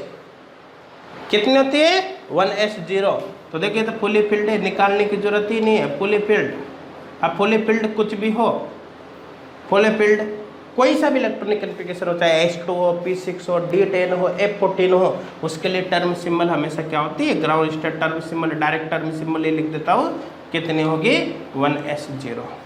आप चाहो तो निकाल के भी देख सकते हो, कोई फर्क नहीं पड़ता। देखो ध्यान देना, S के अंदर 2 इलेक्ट्रॉन्स भरोगे, स्पिन अपोजिट है, ठीक है, तो यहाँ पर S की वैल्यू तो हो जाएगी 0, S की वैल्यू 0 हो जाएगी, L की वैल्यू क्योंकि S का केस है तो L की वैल्यू भी 0 हो गई, तो J की वैल्यू भी 0 हो गई। स्पिन मल्टीप्लिकेशन 2s+1 की बात करें तो यहाँ पर कितना हो जाएगा, S की वैल्यू 0 है तो यहाँ पर होगा 1। तो कुल मिलाकर ये हो गया टर्म L = 0 पर टर्म होगी S, तो 1s0 ये यहाँ पर बनेगी। तो फुली फिल्ड के लिए कैलकुलेट करने की आवश्यकता नहीं है, फुली फिल्ड इलेक्ट्रॉनिक कन्फिगरेशन कोई सा भी हो, चाहे H2 हो, चाहे P6 हो, चाहे D10 हो, चाहे F14 हो, सबके लिए टर्म सिंबल हमेशा क्या होगा, 1s0 ही होगा। मेरे हिसाब से समझ में आ गया होगा, किसी को यहाँ पर कोई डाउट अब नहीं होगा, समझ में आ रहा है सभी को, क्लियर है यहाँ तक। अब देखो नेक्स्ट केस देखो यहाँ पर, नेक्स्ट है, अच्छा इसमें आंसर कौन सा होगा 15 में, सी ऑप्शन आंसर होगा, सी है ना, सी ऑप्शन आंसर होगा। अब देखो नेक्स्ट देखो इसमें भाई 15 हो गया, नेक्स्ट है क्वेश्चन नंबर 17। क्वेश्चन नंबर 17, चलो क्वेश्चन नंबर 17 देखो, देखो the term symbol that is not allowed for the NP2 configuration is. देखो NP2 कन्फिग्रेशन, P2 कन्फिग्रेशन के लिए कौन सा टर्म सिंबल अलाउड नहीं है, कौन सा नहीं बनेगा, कौन सा नहीं बनेगा ये पूछा है। चलो देख लेते हैं, 1 2 3 +1 0 -1। अब देखो ऑप्शन देखो, P2 की बात है, मतलब 2 इलेक्ट्रॉन्स आपको बढ़ना है। ऑप्शन देखो क्या क्या दे रखा है, 17 में एक तो दे रखा है 1D, B आपको दे रखा है 3P, C आपको दे रखा है 1s, D आपको दे रखा है 3D। अब इनमें से कौन सा अलाउड नहीं है इसकी बात करें, कौन सा अलाउड नहीं है इसकी बात करें, चलो करके देखते हैं। देखो ध्यान देना, यहाँ पर देखो D के लिए L की वैल्यू हो गई 2, ठीक है ना, और अनपेड इलेक्ट्रॉन्स यहाँ पर कितना हो जाएगा, अनपेड इलेक्ट्रॉन्स हो जाएगा 0 आ जाएगा ना, क्योंकि ये स्पिन मल्टीप्लिसिटी जो होती है ना वो n+1 के बराबर होती है, और n+1 इक्वल यहाँ पर 1 है, तो n इक्वल यहाँ पर 1 - 1 = 0 हो जाएगा, ठीक है। इसके लिए भी देख लो आप, इसकी बात करें तो यहाँ पर L की वैल्यू हो जाएगी 1, और n+1 = 3 है, तो n इक्वल यहाँ पर होगा 2, n इक्वल होगा 2। इसकी बात करेंगे तो L इक्वल यहाँ पर 0 होगा और n इक्वल 0 होगा। इसकी अगर बात करते तो L इक्वल यहाँ पर 2 हो जाएगा और n इक्वल यहाँ पर 2 हो जाएगा। मेरे साथ समझ में आ गया होगा, किसी को कोई डाउट नहीं होगा, समझ में आ रहा है। अब चलो मैच करते हैं। आप ये ऑप्शन देखो, ये पॉसिबल है या नहीं है। L की वैल्यू 2 करनी है आपको, 2 इलेक्ट्रॉन्स इसके अंदर बढ़ना है, और L की वैल्यू 2 करनी है। L की वैल्यू 2 करने के लिए दोनों इलेक्ट्रॉन्स को आपको यही बढ़ना पड़ेगा, तभी जाकर L की वैल्यू 2 होगी।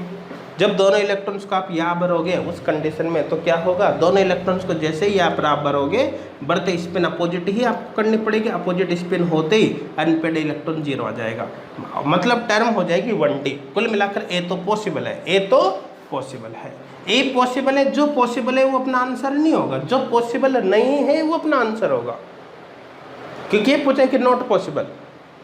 बी देखो, बी में देखो L की वैल्यू 1 करनी है। L की वैल्यू 1 कब होगी, जब एक इलेक्ट्रॉन आप यहाँ भरोगे और एक इलेक्ट्रॉन यहाँ भरोगे। जब एक इलेक्ट्रॉन यहाँ और एक यहाँ पर भरोगे तो आप इसकी स्पिन इस तरह से भर दो, तो अनपेड इलेक्ट्रॉन कितने हो गए, देखो L की वैल्यू तो हो गई 1, अनपेड इलेक्ट्रॉन हो गया 2, तो स्पिन मल्टीप्लिसिटी अपने आप पे 3 हो जाएगी। इसका मतलब ये भी पॉसिबल है, ये पॉसिबल है, तो ये भी अपना आंसर नहीं होगा। समझ में आ रहा है ना। अब इसको देखो आप, L की वैल्यू कितनी करनी है, 0 करनी है। L की वैल्यू 0 कब होगी भाई, 0 करने का एक तो तरीका ये कि दोनों इलेक्ट्रॉन्स को आप यहाँ पर दो, जब दोनों इलेक्ट्रॉन्स को आप यहाँ पर भरोगे, इस कंडीशन में दोनों इलेक्ट्रॉन्स को जैसे ही आप यहाँ पर भरोगे, दोनों इलेक्ट्रॉन्स को यहाँ पर बढ़ने का मतलब है कि L इक्वल 0 आ जाएगा।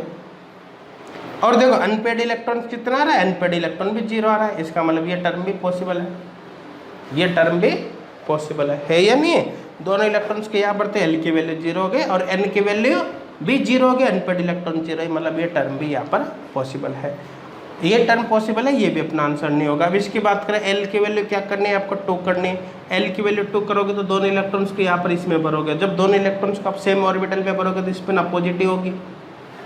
तो कुल मिलाकर अगर L की वैल्यू 2 करते हो, L की वैल्यू 2 करते हो तो यहाँ पर 2s+1 स्पिन मल्टीप्लिसिटी 1 ही होगी, 3 नहीं हो सकती, क्योंकि अनपेड इलेक्ट्रॉन यहाँ पर 1 है, इसलिए n प्लस अनपेड इलेक्ट्रॉन 0 है, इसलिए n+1 इक्वल यहाँ पर होगा 1। तो कहने का सीधा सीधा मतलब है कि अगर L की वैल्यू आप 2 करते हो तो उस कंडीशन में अनपेड इलेक्ट्रॉन 0 होगा, स्पिन मल्टीप्लिसिटी 1 होगी। तो कुल मिला के L की वैल्यू 2 पर स्पिन मल्टीप्लिसिटी 3 पॉसिबल नहीं है, L की वैल्यू 2 पर स्पिन मल्टीप्लिसिटी 3 पॉसिबल नहीं है, या मैं कहता हूँ L की वैल्यू 2 पर अनपेड इलेक्ट्रॉन 2 पॉसिबल नहीं है। अगर L की वैल्यू आप 2 करोगे तो अनपेड इलेक्ट्रॉन 0 आएगा, इसका मतलब ये टर्म यहाँ पर पॉसिबल नहीं है, ये पॉसिबल नहीं है, मतलब ये अपना आंसर होगा। तो आप डायरेक्ट देख सकते हो। दूसरा तरीका ये है कि आप P2 के लिए टेबल बना लो, अभी बनाई थी थोड़ी देर पहले अपन ने। P2 के लिए जो टेबल बनाई थी उसके अंदर जो कन्फिग्रेशन आ रहा है उससे मैच कर लो कि जो उसमें आ गया टेबल के अंदर वो तो पॉसिबल है, और जो टेबल बनाने के बाद कन्फिग्रेशन नहीं आ रहा, सॉरी टर्म नहीं आ रही, वो पॉसिबल नहीं है। तो दो तरीका है, या तो आप direct according to option check कर लो इस तरह से, कोई दिक्कत नहीं है, या फिर दूसरा तरीका क्या है कि आप टेबल बनाकर P2 के लिए जितने भी टर्म सिंबल है सबको निकाल लो। अब उनमें से देख लो कि कौन सा पॉसिबल है नहीं है। भाई P2 के लिए सारे टर्म सिंबल आपने निकाल लिया, अब अपने आप ऑप्शन मैच करोगे तो आपको पता चल जाएगा कौन सा पॉसिबल नहीं है। टेबल बनाओगे तो आपको पता चलेगा कि 1D भी आ रहा है, 3P भी आ रहा है, 1S भी आ रहा है, लेकिन वहाँ पर 3D नहीं आ रहा, बनाकर भी देखा था अपन ने, ठीक है, इसका मतलब ये पॉसिबल नहीं है। तो या तो आप टेबल बनाकर सॉल्व कर लो जैसा बता रखा है, या फिर अकॉर्डिंग टू ऑप्शन पे आप क्वेश्चन को सॉल्व कर सकते हो, दोनों ही तरीके से कर सकते हो। आंसर तो देखो सेम ही आना है, ऐसा तो है ही नहीं कि आंसर अलग अलग आएगा, बस आपको जहाँ पर जो अच्छा लगे, जो इजी लगे, जिसमें आपको लगता है इसमें टाइम कम लगेगा, आप उसके अकॉर्डिंग क्वेश्चन सॉल्व करो, कोई प्रॉब्लम नहीं है। देखो क्वेश्चन नंबर 17 हो गया, क्वेश्चन नंबर 18, क्वेश्चन नंबर 18 यहाँ पर देखते हैं। क्वेश्चन नंबर 18 देख, क्वेश्चन नंबर 18 क्या दे रखा है, the S and L value for nitrogen atom respectively are. देखो नाइट्रोजन एटम P3 का केस होगा। अच्छा यहाँ पर नाइट्रोजन 15 दे रखा है ना, तो देखो ये 15 नाइट्रोजन मतलब नाइट्रोजन 14 का आइसोटॉप हो गया। तो क्या आइसोटॉप से नंबर ऑफ न्यूट्रॉन चेंज होते हैं, नंबर ऑफ प्रोटॉन तो सेम ही होते हैं ना। मतलब आइसोटॉप जैसे ये समझो आपकी 1H1 1H2 मतलब ड्यूटेरियम ले लो 1H2 और 1H3 ट्रिटियम ले लो, इन सबका इलेक्ट्रॉनिक कन्फिगरेशन तो सेम ही है, 1s1 ही है। जो चेंज हो रहा है वो नंबर ऑफ न्यूट्रॉन चेंज हो रहा है। तो यहाँ पर कंफ्यूज मत हो ना कि आपको N14 थोड़ी दे रखा है, आपको तो N15 दे रखा है। N15 number of neutron change होंगे, नंबर ऑफ प्रोटॉन चेंज नहीं होंगे, मतलब इलेक्ट्रॉनिक कन्फिगरेशन सेम ही रहेगा P3, ये समझाना चाहता हूँ मैं। तब यहाँ पर 3 इलेक्ट्रॉन्स आप भरोगे 1 2 3 +1 0 -1, तो L की वैल्यू तो हो गई, इन सबको जोड़ो 0, S की वैल्यू होगी अनपेड इलेक्ट्रॉन बाई 2, तो यहाँ पर होगा 3/2। तो आप देखो L की वैल्यू 0, S की वैल्यू 3/2, कौन से ऑप्शन में दे रखी है भाई, यहाँ पर दे रखी है S की वैल्यू 3/2, L की वैल्यू 0, आपको दे रखा है D ऑप्शन है ना। S और L की वैल्यू पूछी, तो S की वैल्यू ये हो गई और L की वैल्यू ये हो गई 0, तो D ऑप्शन यहाँ पर करेक्ट हो जाएगा, D ऑप्शन करेक्ट हो जाएगा। मेरे हिसाब से किसी को कोई डाउट नहीं होगा, ठीक है, समझ में आ रहा है। देखो नेक्स्ट है क्वेश्चन नंबर 19, क्वेश्चन नंबर 19 देख, क्वेश्चन नंबर 19 देखते हैं, the possible J values for 3D term symbols are. देखो ध्यान देना, सारे क्वेश्चन एग्जाम में आए हुए हैं, जितने भी क्वेश्चन है एग्जाम में आए हुए हैं, यहाँ पर जितने भी अपन सॉल्व करें ना सब एग्जाम में आए हुए हैं। इससे आपको ये पता चल रहा है कि एग्जाम्स का लेवल एक्चुअली क्या होता है, ठीक है ना। एग्जाम्स में जो आए हुए क्वेश्चन है उनको अपन पढ़ने के बाद साथ में सोल्व करते हैं।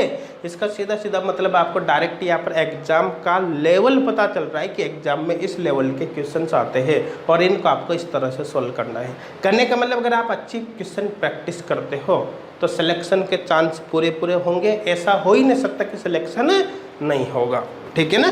तो देखो question number 19, the possible J values for 3D term symbol. देखो 3D जे वैल्यूज की बात कर रहे हैं यहाँ पर। तो देखो ये जो ऊपर वाली वैल्यू है वो 2s+1 की होगी। 2s+1 इक्वल यहाँ पर कितना आ रहा है 3। इसका मतलब है s इक्वल यहाँ पर होगा 1। s इक्वल कितना हो जाएगा 1 हो जाएगा। d है यहाँ पर, तो d से आपको पता चल रहा है कि l की वैल्यू 2 होगी। तो j की जो वैल्यू होगी वो l-s2 l+s होती ही नहीं होती। तो देखो l-s2 -1, तो यहाँ पर हो जाएगा 1 2 2 + 1 3 1 2 3। तो j इक्वल यहाँ पर होगा 1 2 3, ये j की वैल्यूज होगी। तो क्वेश्चन नंबर 19 में देखो भाई, क्वेश्चन नंबर कौन सा ये 19 में, the possible J values, J values की संख्या पूछी यहाँ पर। तो पॉसिबल जे वैल्यूज कितनी होगी 1 2 3, टोटल 3 जे वैल्यूज यहाँ पर हो गई। तो आंसर कौन सा हो जाएगा, बी ऑप्शन यहाँ पर हो जाएगा, बी ऑप्शन यहाँ पर हो जाएगा। अच्छा दूसरा तरीका, एक और तरीका मैंने आपको यहाँ पर बता रखा है। कौन सा बता रखा है आपको? दूसरा तरीका मैंने बता रखा है, दूसरा तरीका ये बता रखा है कि एल की वैल्यू कम है, एस की वैल्यू कम है। देखो एल इक्वल टू है, एस इक्वल 1 है यहाँ पर, तो कुल मिलाकर यहाँ पर हो गया S less than L. S की वैल्यू कम है, एल की वैल्यू ज़्यादा है। तो जे values, possible J values, possible number of J values, number of J values, possible number of J values कितनी होगी भाई 2s+1, क्योंकि जो कम होता है वो लेना है, ठीक है ना। तो 2s+1, तो यहाँ पर s की वैल्यू कितनी आ रही है, s की वैल्यू आ रही है 1, तो यहाँ पर s के स्थान पे 1 रखो। 2 × 1 + 1 इक्वल यहाँ पर होगा 3। j की 3 वैल्यूज पॉसिबल है, 3 वैल्यूज पॉसिबल है। कौन कौन सी, एक तो 1 है, एक 2 है, एक 3 है। यहाँ पर नंबर ऑफ j वैल्यूज पूछी है कि j के कितनी वैल्यूज संभव है, 3 वैल्यूज संभव है। कौन कौन सी है, समझ में आ रहा है ना, समझ में आ गया होगा। तो डायरेक्ट आप ऐसे भी कर सकते थे इसके बेसिस पर, या फिर अपन ने डायरेक्ट इसको गिन कर देख लिया, कोई फर्क नहीं पड़ता। अच्छा अगर l की वैल्यू कम होती तो j वैल्यूज कितना था, जैसे मान लो l लेस देन s होता तो उस कंडीशन में j वैल्यूज की संख्या कितनी होती है 2l+1 होती। वो सब मैंने आपको बता रखा है। देखो नेक्स्ट कौन सा इसमें, नेक्स्ट है भाई क्वेश्चन नंबर 20। नेक्स्ट कौन सा है क्वेश्चन नंबर 20। देखो the ground state term symbol for NB, the ground state term symbol for NB, atomic number दे रखा है 41, and the ground state term symbol for NB ये दे रखा है यहाँ पर 60, ठीक है ना। The electronic configuration corresponding to this term is. चलो देखते हैं अपन क्या होता है। देखो ध्यान देना यहाँ पर 6D दे रखा है, 6D दे रखा है, तो क्या होगा n+1 इक्वल 6 है, तो n+1 इक्वल यहाँ पर 6 हो गया। तो कुल मिलाकर यहाँ पर n इक्वल हो जाएगा 5, अनपेड इलेक्ट्रॉन यहाँ पर 5 होंगे, कुल मिलाकर ये है। s की अगर बात करें तो s की वैल्यू भी आप देख सकते हो। s की वैल्यू कैसे निकालोगे, देखो ध्यान देना, s इक्वल होता है n/2, तो कुल मिलाकर आपको s की वैल्यू चाहिए तो अनपेड n की वैल्यू यहाँ पर 5 आ रही है ना, तो n की वैल्यू 5 है, तो यहाँ पर 5/2 यहाँ पर यह हो जाएगा। और j की अगर l की अगर बात करते हैं तो d है, तो यहाँ पर हो जाएगा 2, ठीक है। j की बात करते हैं तो j की वैल्यू भी निकाल सकते हैं, l-s to l+s, l-s to l+s, समझ में आ रहा है, ठीक है ना। तो j की वैल्यू भी यहाँ पर निकाल सकते हैं। j की रिक्वायरमेंट नहीं है क्योंकि अपन को इलेक्ट्रॉनिक कॉन्फ़िगरेशन देखना है। अब देखो आपको जो 4 इलेक्ट्रॉनिक कॉन्फ़िगरेशन दे रखा है उसको मैच करना है। देखो ध्यान देना, अकॉर्डिंग टू ऑप्शन अपन चलते हैं। ए ऑप्शन आपको क्या दे रखा है 4d3 4s2। देखो जब आप, ये तो फुल फिल्ड है इसे s2, इसमें देखो d के अंदर कितने अनपेड इलेक्ट्रॉन है, d के अंदर यहाँ पर 3 अनपेड इलेक्ट्रॉन आएगा, तो n = 3। देखो n = 5 आ रहा है, इससे आपको पता चल गया, इसका मतलब ए ऑप्शन नहीं होगा। बी ऑप्शन देखो आप, d4 4d4 5s1। देखो डी देखो, बी ऑप्शन देखो आप 4d4 5s1 5s1। यहाँ पर देखो अनपेड इलेक्ट्रॉन D4 है, 4 अनपेड इलेक्ट्रॉन S1 है, 1 अनपेड इलेक्ट्रॉन 4 + 1 5 अनपेड इलेक्ट्रॉन आ गया। ये L की वैल्यू भी मैच कर लो यहाँ पर आप, क्योंकि हो सकता है L की वैल्यू चेंज हो रही हो, है ना। तो यहाँ पर अनपेड इलेक्ट्रॉन तो 5 आएगी, या L की वैल्यू भी चेंज कर लो। देखो आपको इलेक्ट्रॉन बढ़ने 4, 1 2 3 4 5, और यहाँ पर ये +2 +1 0 -1 -2, और यहाँ पर हो गया 0। कितने इलेक्ट्रॉन बढ़ने 4, 1 2 3 4, यहाँ पर कितने 1 इलेक्ट्रॉन। देखो L की वैल्यू इनको जोड़ के देखो, +2 +1 0 -1, तो L इक्वल यहाँ पर 2 आ गया, ठीक है ना। ये 0 है, इसे +2 +1 0 -1 और 0, जहाँ जहाँ पर इलेक्ट्रॉन प्रेजेंट है केवल उनको काउंट कर लो। L की वैल्यू कितने आ गई 2, अनपेड इलेक्ट्रॉन कितने आ गए 1 2 3 4 5, तो अनपेड इलेक्ट्रॉन 5 आ गया, L की वैल्यू 2 आ गई, तो L की वैल्यू भी 2 आ गई, L की वैल्यू सेटिस्फाई हो रही है, अनपेड इलेक्ट्रॉन भी सेटिस्फाई हो रहा है, इसका मतलब ये आपका आंसर होगा, ठीक है ना। बाकी ऑप्शन भी देख लेते हैं, क्योंकि मैं हमेशा आपको एक ही बात बोलता हूँ कि जब भी क्वेश्चन सॉल्व करो ऑप्शन आप हमेशा चारों ही देखो, क्योंकि उसका बेनिफिट क्या है, क्योंकि आपके कॉन्सेप्ट ज़्यादा से ज़्यादा क्लियर होंगे, क्वेश्चन नेगेटिव होने के कोई चांस नहीं होगा। तो चलो सी ऑप्शन भी देख लेते हैं। सी ऑप्शन क्या दे रखा है 4d5 5s0 ये दे रखा है। देखो डी के अंदर 5 इलेक्ट्रॉन है और यहाँ पर कोई इलेक्ट्रॉन नहीं है, तो ये तो हो गया, इसमें तो कोई इलेक्ट्रॉन है ही नहीं, +2 +1 0 -1 -2 5 इलेक्ट्रॉन है, 1 2 3 4 5। देखो L की वैल्यू 0 हो गई, अनपेड इलेक्ट्रॉन 5 हो गया, तो अनपेड इलेक्ट्रॉन तो सेटिस्फाई हो रहा है, लेकिन L की वैल्यू 2 आनी चाहिए थी, जबकि L की वैल्यू 0 आ रही है, मतलब ये भी आपका ऑप्शन आंसर नहीं होगा, ठीक है ना। ए ऑप्शन को तो डायरेक्ट N की वैल्यू पर ही N की वैल्यू के बेसिस पर ही काट दिया, लेकिन यहाँ पर क्या है कि N की वैल्यू B और C में मैच कर रही है, इसलिए हमने फिर L की वैल्यू पर फोकस किया। L की वैल्यू यहाँ 0, इसलिए ऑप्शन सही नहीं होगा, जबकि यहाँ पर L की वैल्यू भी मैच हो रही है, इसलिए ये सही होगा। फिर डी ऑप्शन भी देख लो आप, डी ऑप्शन भी आप देख लो। चलो डी ऑप्शन क्या दे रखा है, डी ऑप्शन दे रखा है 4d3 5s1 5p1, तो 4d3 5s1 5p1 ये आपको डी ऑप्शन दे रखा है। चलो देख लेते हैं यहाँ पर, देखो डी के अंदर 3 इलेक्ट्रॉन्स भरा है, एस में 1 है, पी में 1 है, तो 1 अनपेड इलेक्ट्रॉन यहाँ पर 1 यहाँ पर 3 यहाँ पर, तो n = 5 मैच हो रहा है भाई, n की वैल्यू तो मैच हो रही है।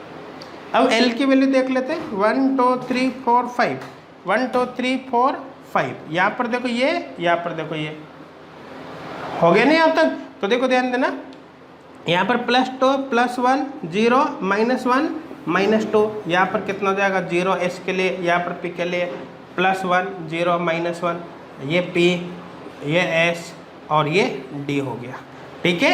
अब देखो L की वैल्यू आप काउंट करो, इलेक्ट्रॉन्स भरो, इसमें D में कितने इलेक्ट्रॉन है 3 इलेक्ट्रॉन 1 2 3, P के S के अंदर कितने इलेक्ट्रॉन है 1 इलेक्ट्रॉन, P के अंदर कितने 1 इलेक्ट्रॉन।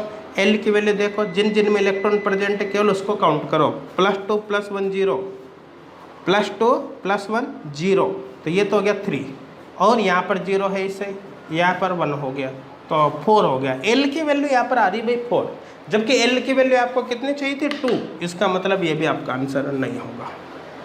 देखो सारे ऑप्शंस को चेक करने से कॉन्सेप्ट बहुत ज़्यादा क्लियर होते हैं।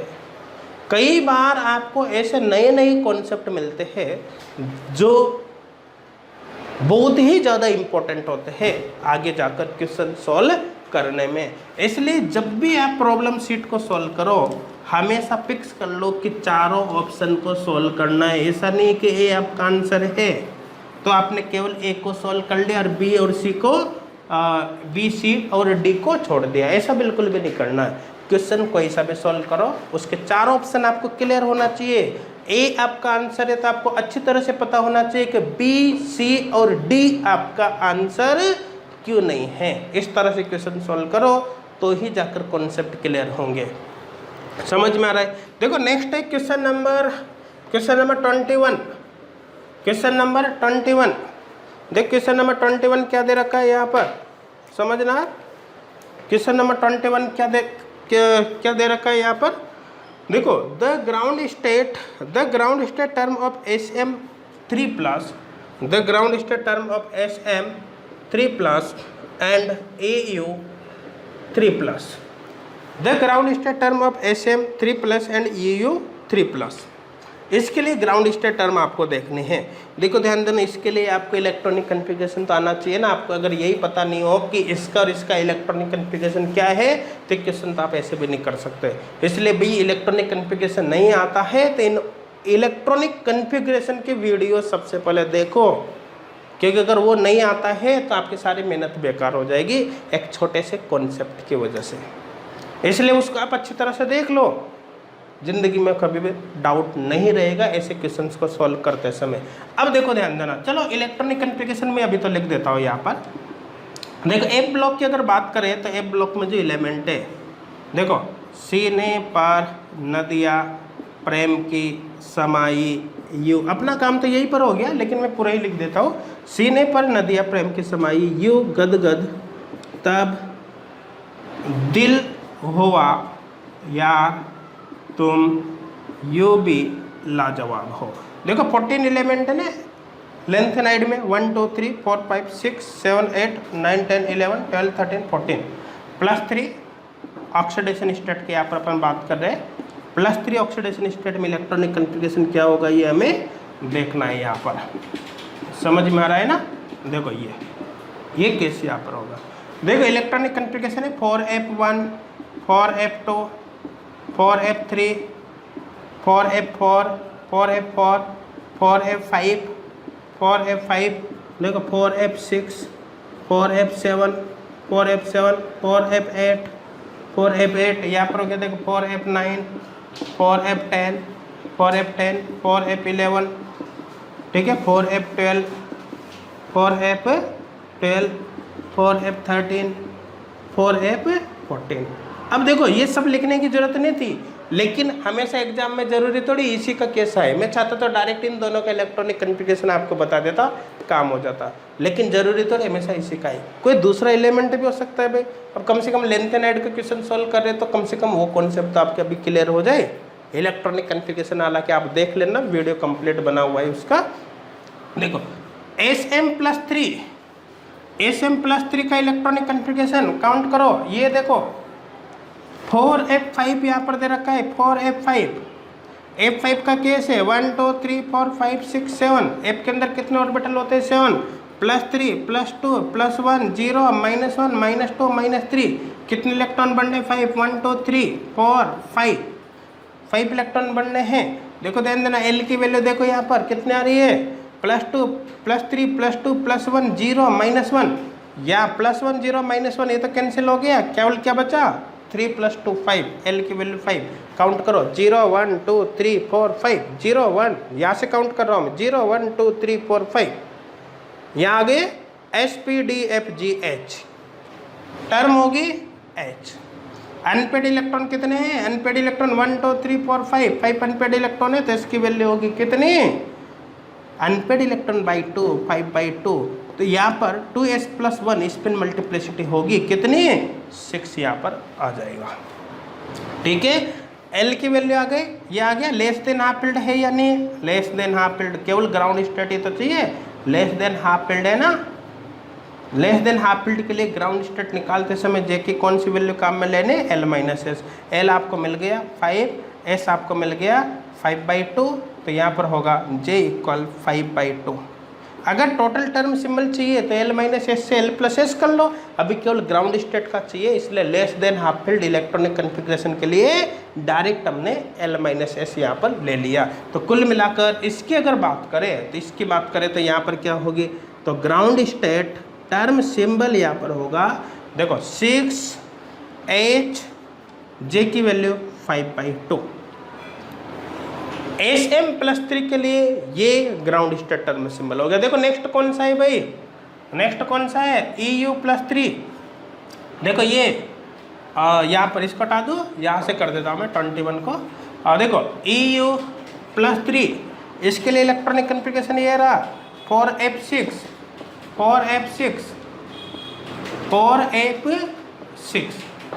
ये हो गया।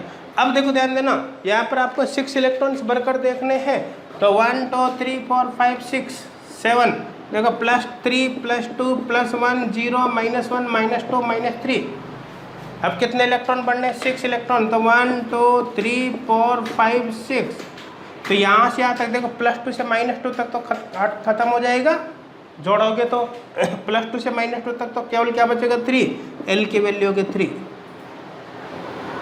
S की वैल्यू चाहिए n/2, अनपेड इलेक्ट्रॉन बाई 2, तो 6/2 = 3, तो 2s + 1 की जो वैल्यू होगी यहाँ पर वो कितनी होगी, 2s + 1 की वैल्यू हो जाएगी 7।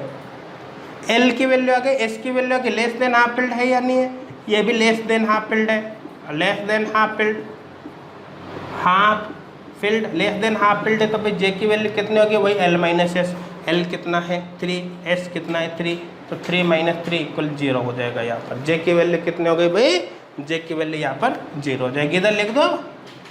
तो देखो अब ग्राउंड स्टेट टर्म सिंबल की बात करें, ग्राउंड स्टेट टर्म सिंबल, तो देखो ये 7 टर्म, L की वैल्यू 3 है तो टर्म कौन से बनेगी भाई, F बनेगी, तो 7F 3 है ना यहाँ पर 3, तो F बन जाएगी 0 1 2 3 SPDF, तो यहाँ पर F 7F0 ये यहाँ पर होगी। तो कुल मिलाकर यहाँ पर आप देखो कि SM+3 के लिए तो ग्राउंड स्टेट टर्म सिंबल ये है 6S5/2 6H5/2, और EU+3 के लिए ग्राउंड स्टेट टर्म सिंबल है 7F0। मैच करो चलो यहाँ पर आप।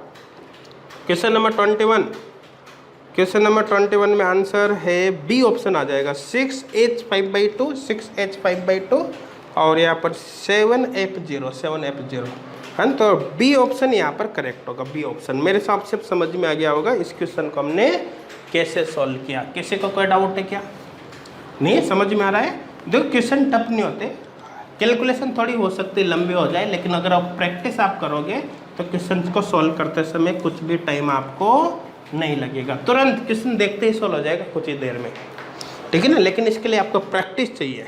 देखो नेक्स्ट है क्वेश्चन नंबर 22, क्वेश्चन नंबर 22।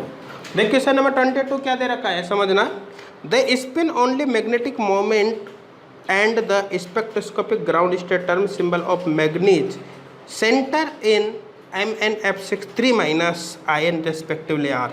देखो ध्यान देना, MnF63 minus MnF63 minus MnF63 minus यहाँ पर होगा Mn+3 Mn+3 3d4 यहाँ पर होगा 3d4। देखो एक हाई स्पिन ऑक्टाइडल कॉम्प्लेक्स है, हाई स्पिन ऑक्टाइडल कॉम्प्लेक्स है, 4 इलेक्ट्रॉन्स आपको बढ़ने 1 2 3 4 5, डी के अंदर 4 इलेक्ट्रॉन बढ़ने 1 2 3 4, और ये हो गया +2 +1 0 -1 -2, ठीक है ना। अब आपसे क्या क्या पूछा ये भी देख लेते हैं पहले क्वेश्चन में।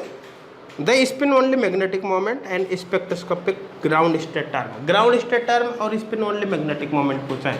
देखो n इक्वल यहाँ पर कितना है 4, n इक्वल 4 है तो भाई magnetic moment, spin only magnetic moment तो 4.9 आना ही है, मतलब 4.89 है तो 4.9 मान लो उसको कंप्लीट, ठीक है। अब बात करें अपन ग्राउंड स्टेट टर्म की, तो देखो n इक्वल ये है, s इक्वल 2 होगा, n/2 कर लो, ठीक है। तो l इक्वल यहाँ पर कितना होगा +2 +1 0 -1, यहाँ से यहाँ तक का गया केवल 2 बचा, 2 पर टर्म कौन सी होगी d, ठीक है। j की अगर बात करें तो j less than half filled है तो L - S, तो यहाँ पर होगा 2 - 2 = 0। ये किसके लिए है, for ground state term symbol, क्योंकि लेस देन हाफ फिल्ड है ना इसलिए L - S लिया, मोर देन होता तो L + S ले लेते, ठीक है। तो ग्राउंड स्टेट टर्म सिंबल क्या होगी, देखो स्पिन मल्टीप्लिसिटी हो गई कितनी भाई, स्पिन मल्टीप्लिसिटी चलो यहाँ पर लिख देता हूँ मैं, spin multiplicity 2s + 1 equal, s की वैल्यू कितनी है, s की वैल्यू 2 है तो यहाँ पर हो जाएगा 5, ठीक है। तो यहाँ पर होगा 5, टर्म हो गई कौन सी, टर्म हो गई कौन सी d, और j की वैल्यू हो गई कितनी 0, 5d0 ग्राउंड स्टेट टर्म यहाँ पर होगी। तो डायरेक्ट यहाँ पर 5d दे रखा है, j की वैल्यू तो यहाँ दे नहीं रखी तो कोई दिक्कत नहीं है। तो स्पिन ओनली मैग्नेटिक मोमेंट इतना हो गया, ग्राउंड स्टेट टर्म इतनी हो गई। तो देखो आपको ए ऑप्शन में दे रखा है 4.9 ही लगभग ये, और यहाँ पर 5d आपको दे रखा है, j वैल्यू को इंक्लूड नहीं कर रखा, अगर कर रखा होता तो कितना आ जाता 5d0, ठीक है। तो कौन सा ऑप्शन होगा सही भाई, ए ऑप्शन यहाँ पर सही हो जाएगा। कोई डाउट है क्या, नहीं समझ में आ रहा है? देखो नेक्स्ट कौन सा क्वेश्चन नंबर 23, क्वेश्चन कौन सा है 23 नंबर का क्वेश्चन देखो, the configuration 2p1 3p1 has a 3D term its level are. देखो ध्यान देना, यहाँ पर दे रखा है 2p1, किसका दे रखा है 2p1 3p1 और has a 3D terms its level are. देखो इसके लिए दे दिया यहाँ पर 3D और इसके लेवल आपसे पूछा है, मतलब जे वैल्यू इंक्लूड करिए कुल मिलाकर ये है, ठीक है। तो अगर ये नहीं भी देता तो जे वैल्यू तो डायरेक्ट आपको इससे भी पता चल जाती है, इसी से देख लेते। चलो 2s+1 इक्वल आपके पास 3 है तो s इक्वल यहाँ पर हो जाएगा 1, 2s+1 इक्वल 3 तो s इक्वल यहाँ पर हो गया 1। l की वैल्यू यहाँ पर अगर बात करते हैं तो कितनी हो जाएगी, l की वैल्यू बात करते हैं तो d टर्म है तो l की वैल्यू हो गया 2, j की वैल्यू l - s 1 हो गया 2 - 1 1, 2l + s 2 + 1 3 तो 1 2 3, तो कुल मिलाकर ये होगा यहाँ पर होगा 3D, इससे 3 टर्म बनेगी, कौन सी 3D 1 3D 2 और 3D 3, ये होगी, ये यहाँ पर बन जाएगी। समझ में आ रहा है? तो ऑप्शन देखो क्वेश्चन नंबर 23 है ना, 23 में देखो आप भाई यहाँ पर सी ऑप्शन देखो 3D 3 3D 2 3D 1, C option यहाँ पर करेक्ट हो जाएगा, सी ऑप्शन करेक्ट हो जाएगा। देखो अभी आप ये सोच सकते हो यहाँ पर कि इस इलेक्ट्रॉनिक कॉन्फ़िगरेशन का क्या सिग्निफिकेंस है। देखो इस क्वेश्चन में इस इलेक्ट्रॉनिक कॉन्फ़िगरेशन का कोई सिग्निफिकेंस नहीं है, ठीक है ना। डायरेक्ट आप बिना इलेक्ट्रॉनिक कॉन्फ़िगरेशन इसी के बेसिस पर इसको सॉल्व कर सकते हो, कोई सिग्निफिकेंस नहीं है।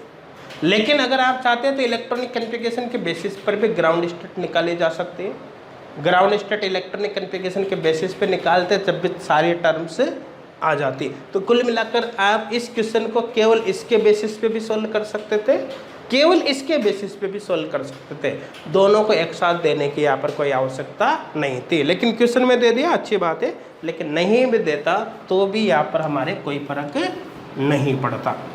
समझ में आ गया होगा। अब देखो नेक्स्ट कौन सा है भाई, क्वेश्चन नंबर 24। क्वेश्चन नंबर 24 देख, क्वेश्चन नंबर 24 क्या दे रखा है, the ground state term for V+3 ion. देखो V+3 D2 का केस है, D2 का केस है तो यहाँ पर देखो ध्यान देना 1 2 3 4 5, तो 1 2 2 इलेक्ट्रॉन बनना है तो +2 +1 0 -1 -2, तो L की वैल्यू हो गई यहाँ पर 3 और S की बात करें तो अनपेड इलेक्ट्रॉन बाई 2 यहाँ पर हो जाएगा 2 by unpaid electron by 2, 2/2 = 1। J की अगर बात करूँ मैं तो J की वैल्यू यहाँ पर हो जाएगी L - S तो 3 - 1 = 4 ground state term symbol. Reason क्या है, क्योंकि लेस देन हाफ इल्ड इसलिए L - S यहाँ पर काउंट किया और यहाँ पर देखो L की वैल्यू 3 है तो ये होगा F। तो ग्राउंड स्टेट टर्म सिंबल क्या होगा, स्पिन मल्टीप्लिसिटी भी निकाल लो, तो S+1 इक्वल यहाँ पर कितना होगा, S की वैल्यू 1 है ना तो यहाँ पर 3 हो जाएगा। समझ में आ रहा है, तो यहाँ पर होगा 3, ये हो गया F और J की वैल्यू कितना आ रही है 2, 3F2 ground state term symbol यहाँ पर होगी। क्वेश्चन नंबर 24 में 3F2, यहाँ पर J वैल्यू काम में नहीं ले रखे, आपका काम केवल 3F से ही हो गया यहाँ पर। लेकिन अगर पूरी टर्म सिंबल भी दे रखी होती तो क्या आता, 3F2 ground state term symbol आता। किसी को कोई डाउट है क्या, नहीं समझ में आ रहा है सभी को। अब देखो नेक्स्ट कौन सा है, क्वेश्चन नंबर 25। अच्छा क्वेश्चन नंबर 24 में आंसर कौन सा हो जाएगा, ए हो जाएगा। नेक्स्ट कौन सा है, क्वेश्चन नंबर 25, क्वेश्चन नंबर 25। चलो क्वेश्चन नंबर 25 देखो, the lowest energy state of the 1s2 2s1 3s1 configuration of beryllium. देखो बेरिलियम का यहाँ पर कॉन्फ़िगरेशन दे रखा है, बेरिलियम का कॉन्फ़िगरेशन दे रखा है 1s2 2s1 3s1 1s2 2s1 3s1। देखो बेरिलियम का ये थोड़ी होता है, बेरिलियम का इलेक्ट्रॉनिक कॉन्फ़िगरेशन तो 1s2 2s2 होता है। अब आप कन्फ्यूज मत होना कि आती है दे रखा है, एक्चुअली ये तब पॉसिबल है जब इसके अपन एक्साइटेड स्टेट ले। इसका सीधा सीधा मतलब है कि यहाँ पर बेरिलियम के एक्साइटेड स्टेट का आपको इलेक्ट्रॉनिक कॉन्फ़िगरेशन दे रखा है, डायरेक्ट बेरिलियम का नहीं दे रखा।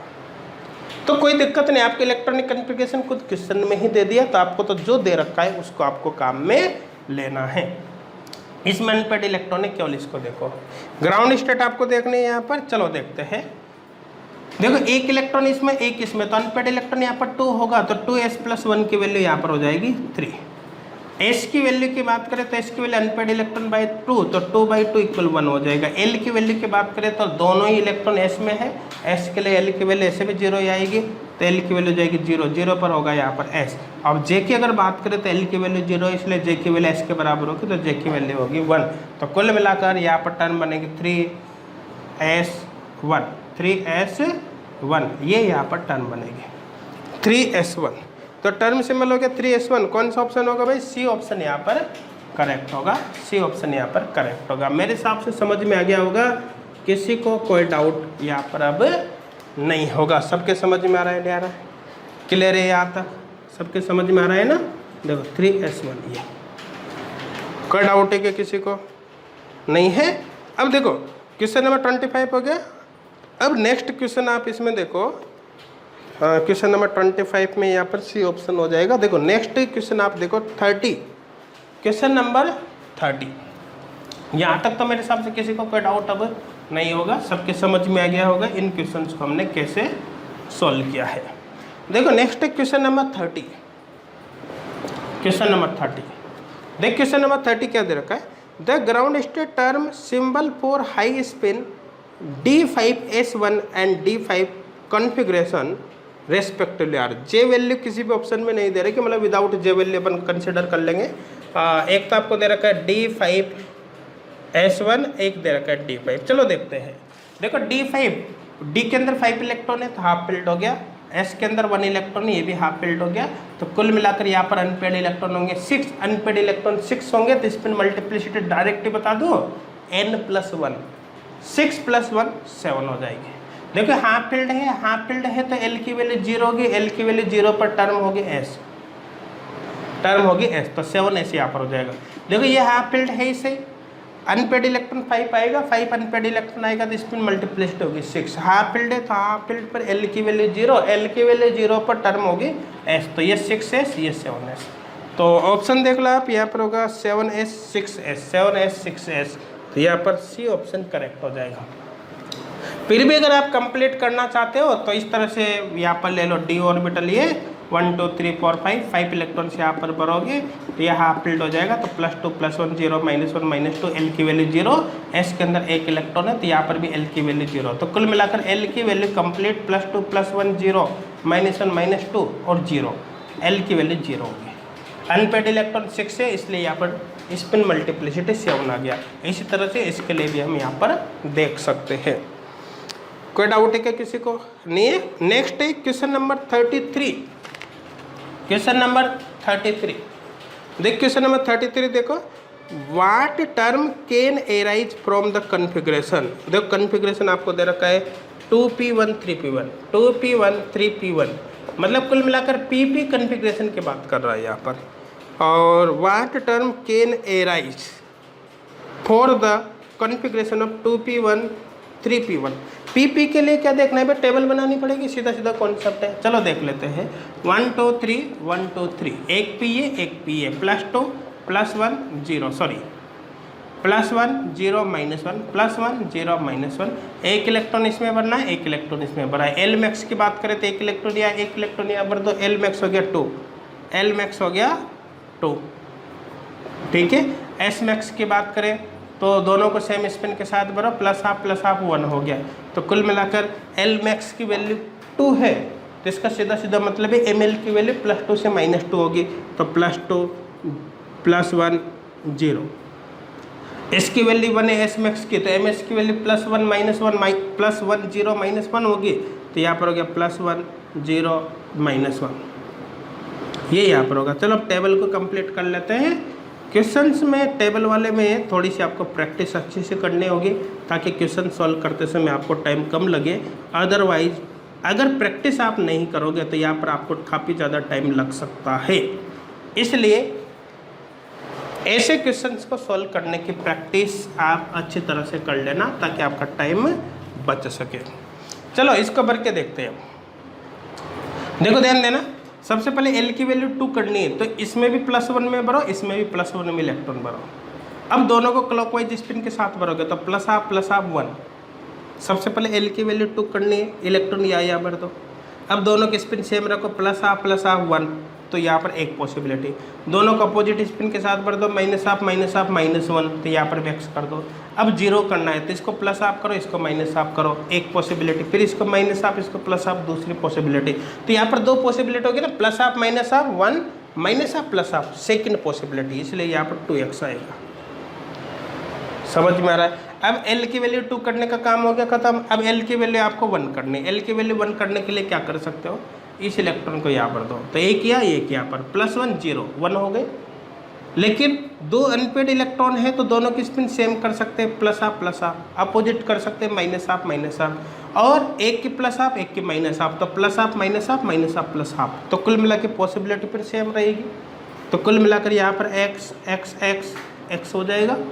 ठीक है, अब देखो l की वैल्यू 0, l की वैल्यू 1 करने का दूसरा तरीका क्या है, दूसरा तरीका है कि इसको यहाँ भर दो, इसको यहाँ भर दो, 0 1 हो गया, तो पॉसिबिलिटी फिर रिपीट होगी x।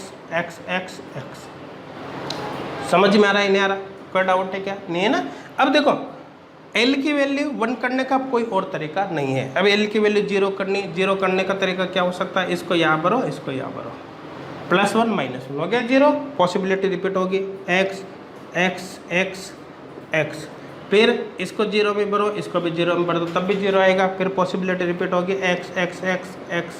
फिर इसको -1 में भरो, इसको +1 में भरो, फिर भी 0 आएगा, तो फिर रिपीट होगा x। अब मेरे हिसाब से समझ में आ गया होगा। अब यहाँ पर इसके अलावा और कोई पॉसिबिलिटी नहीं है। अब आपको टर्म सिंबल्स निकाल के देखे, l की वैल्यू 2 है तो टर्म कौन सी बनेगी, d। काटो x को, 1 2 3, यहाँ पर 3, ये ऊपर काटा है तो नीचे भी काटो, ये कटेगा, यहाँ कटा है तो यहाँ भी काटो, यहाँ कटा है तो यहाँ भी काटो, हो गया। इसके अंदर x अभी और बचा हुआ है तो यहाँ पढ़ लो, फिर d, कितना, 1 बचा हुआ है 1d, यहाँ काटा है तो नीचे भी काटो, हो गया यहाँ पर। अब इसमें और कोई x बच रहा है कि नहीं बच रहा, तो इसको देखो 1 है तो यहाँ पर आएगा p, x को काटो 1 2 3 3p, यहाँ काटा है तो यहाँ भी काटो, यहाँ काटा है तो यहाँ भी काटो, यहाँ काटा है तो यहाँ भी काटो। ठीक है, अभी x और बच रहा है तो फिर p लिखो, यहाँ काटो इसको 1p, यहाँ काटा है तो यहाँ भी काटो। इसमें और x बच रहा है क्या, नहीं बच रहा, खत्म हो गया। अब इसमें चलो, है ना, ये 1p है ना, यहाँ पर 1p। इसमें देखोगे तो l की वैल्यू 0 है तो टर्म होगी x को काटो 1 2 3 3s, नीचे कुछ है ही नहीं, x फिर बचा हुआ है तो यहाँ पर s, तो x को काटो 1। तो कुल मिला के टर्म सिंबल कौन से हो गए यहाँ पर, देखो टर्म सिंबल्स हो गए यहाँ पर 3d 1d 3p 1p 3s 1s। कौन से ऑप्शन में दे रखा है भाई, ए ऑप्शन में 3d 1d 3p 1p 3s 1s, A option यहाँ पर करेक्ट होगा, तो यहाँ पर ए ऑप्शन करेक्ट हो जाएगा।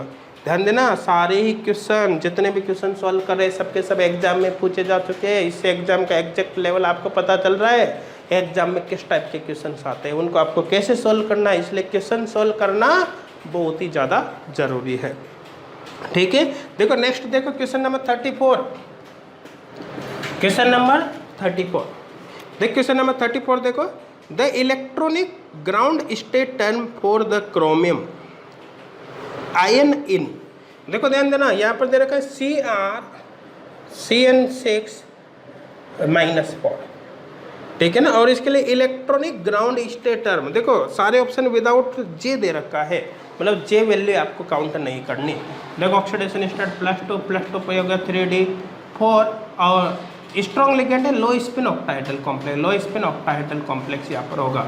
तो कुल मिलाकर इसमें इलेक्ट्रॉन भरोगे आप तो ऐसे होगा ना, देखो T2G 4Eg 0, तब इस तरह से इलेक्ट्रॉन भरना है।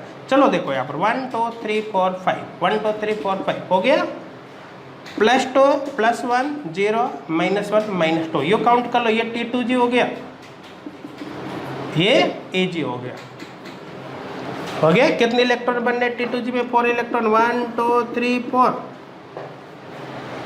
हो गया, ये हो गया। अब L की वैल्यू काउंट करो, L की वैल्यू काउंट करोगे तो क्या होगा, देखो +2 +2 +1 0, कितने का, +2 +2 +4 +2 +2 4 1 5 0 5, तो L की वैल्यू होगी 5 पर कौन सी टर्म होगी, 0 1 2 3 4 5, ये आगे S P D F G H term होगी यहाँ पर H, ठीक है। अनपेड इलेक्ट्रॉन कितना आ रहा है, इसमें 2 आ रहा है, n की वैल्यू 2 आ रही है, तो कुल मिलाकर स्पिन मल्टीप्लिसिटी 2s+1, या मैं करो डायरेक्ट n+1 इक्वल यहाँ पर होगा 3।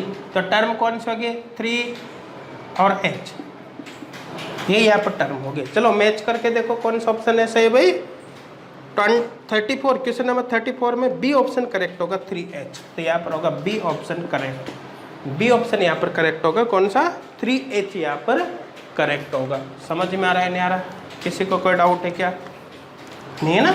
अब देखो नेक्स्ट आप देखो यहाँ पर क्वेश्चन नंबर 35, क्वेश्चन नंबर 35 देख, क्वेश्चन नंबर 35 क्या दे रखा है, the lowest energy state of 1s1 and 2s1 electronic configuration according to Hund's rule is. देखो 1s1 and 2s1 lowest energy state मतलब ग्राउंड स्टेट देखनी है, आगे दे रखा है अकॉर्डिंग टू हंड्स रूल। ध्यान देना, जब भी ग्राउंड स्टेट निकालते हैं ना तो इलेक्ट्रॉन हमेशा हंड्स मैक्सिमम मल्टीप्लिसिटी रूल के अकॉर्डिंग ही भरे जाते हैं।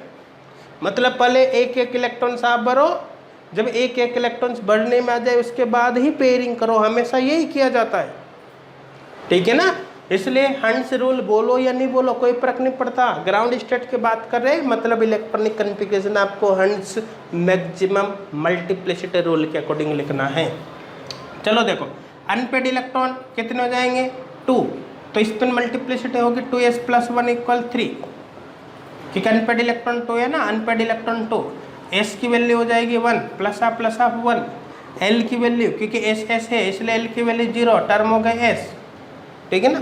l की वैल्यू 0 है तो j की वैल्यू s के बराबर होगी 1, तो कुल मिला के ग्राउंड स्टेट टर्म सिंबल यहाँ पर क्या होगा, देखो 3s1 यहाँ पर ग्राउंड स्टेट टर्म सिंबल होगा, तो आंसर होगा 3s1, मतलब सी ऑप्शन यहाँ पर करेक्ट होगा, सी ऑप्शन यहाँ पर करेक्ट होगा। अच्छा डायरेक्ट निकालने में दिक्कत आ रही हो तो इलेक्ट्रॉन भर के देख लो, ये s ये s, एक इलेक्ट्रॉन इसमें बढ़ना है एक इसमें बढ़ना है, हो गया। अब सोल्व कर लो यहाँ पर spin multiplicity number of unpaired electron +1 हो गया 3, मतलब 2 + 1 3 आ जाएगा डायरेक्ट। यहाँ पे s देख लो, unpaired electron by 2, unpaired electron by 2 तो 2/2 = 1, s की वैल्यू 1 होगी, s की वैल्यू यहाँ पर रखो 3 आ जाएगी, ठीक है। l की वैल्यू 0 + 0 हो गई, 0 + 0 = 0, ये हो गया।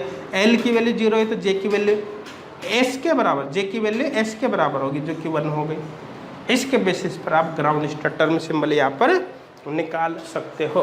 तो अब मेरे हिसाब से सारे कॉन्सेप्ट क्लियर हो गए होंगे कि अगर कोई आयन आपको दे रखा है, कोई एटम आपको दे रखा है, कोई कॉम्प्लेक्स आपको दे रखा है, ये डायरेक्ट कोई इलेक्ट्रॉनिक कन्फिग्रेशन आपको दे दिया तो किस प्रकार से आप टर्म सिंबल्स निकाल सकते हो, और टर्म सिंबल्स के बेसिस पर जो एटॉमिक टर्म सिंबल्स होते हैं उसके बेसिस पर किस किस टाइप के क्वेश्चंस बनते हैं, उनको आपको कैसे सॉल्व करना है, ये सारे कॉन्सेप्ट आपके क्लियर हो गए होंगे। और साथ ही इनमें एनर्जी का क्या रिलेशन होता है, किस टर्म सिंबल की किस टर्म की एनर्जी ज़्यादा है, किसकी कम है, किसकी स्टेबिलिटी ज़्यादा है, किसकी स्टेबिलिटी कम है, ये सब आप कंपेयर अब बहुत आसानी से कर सकते हो।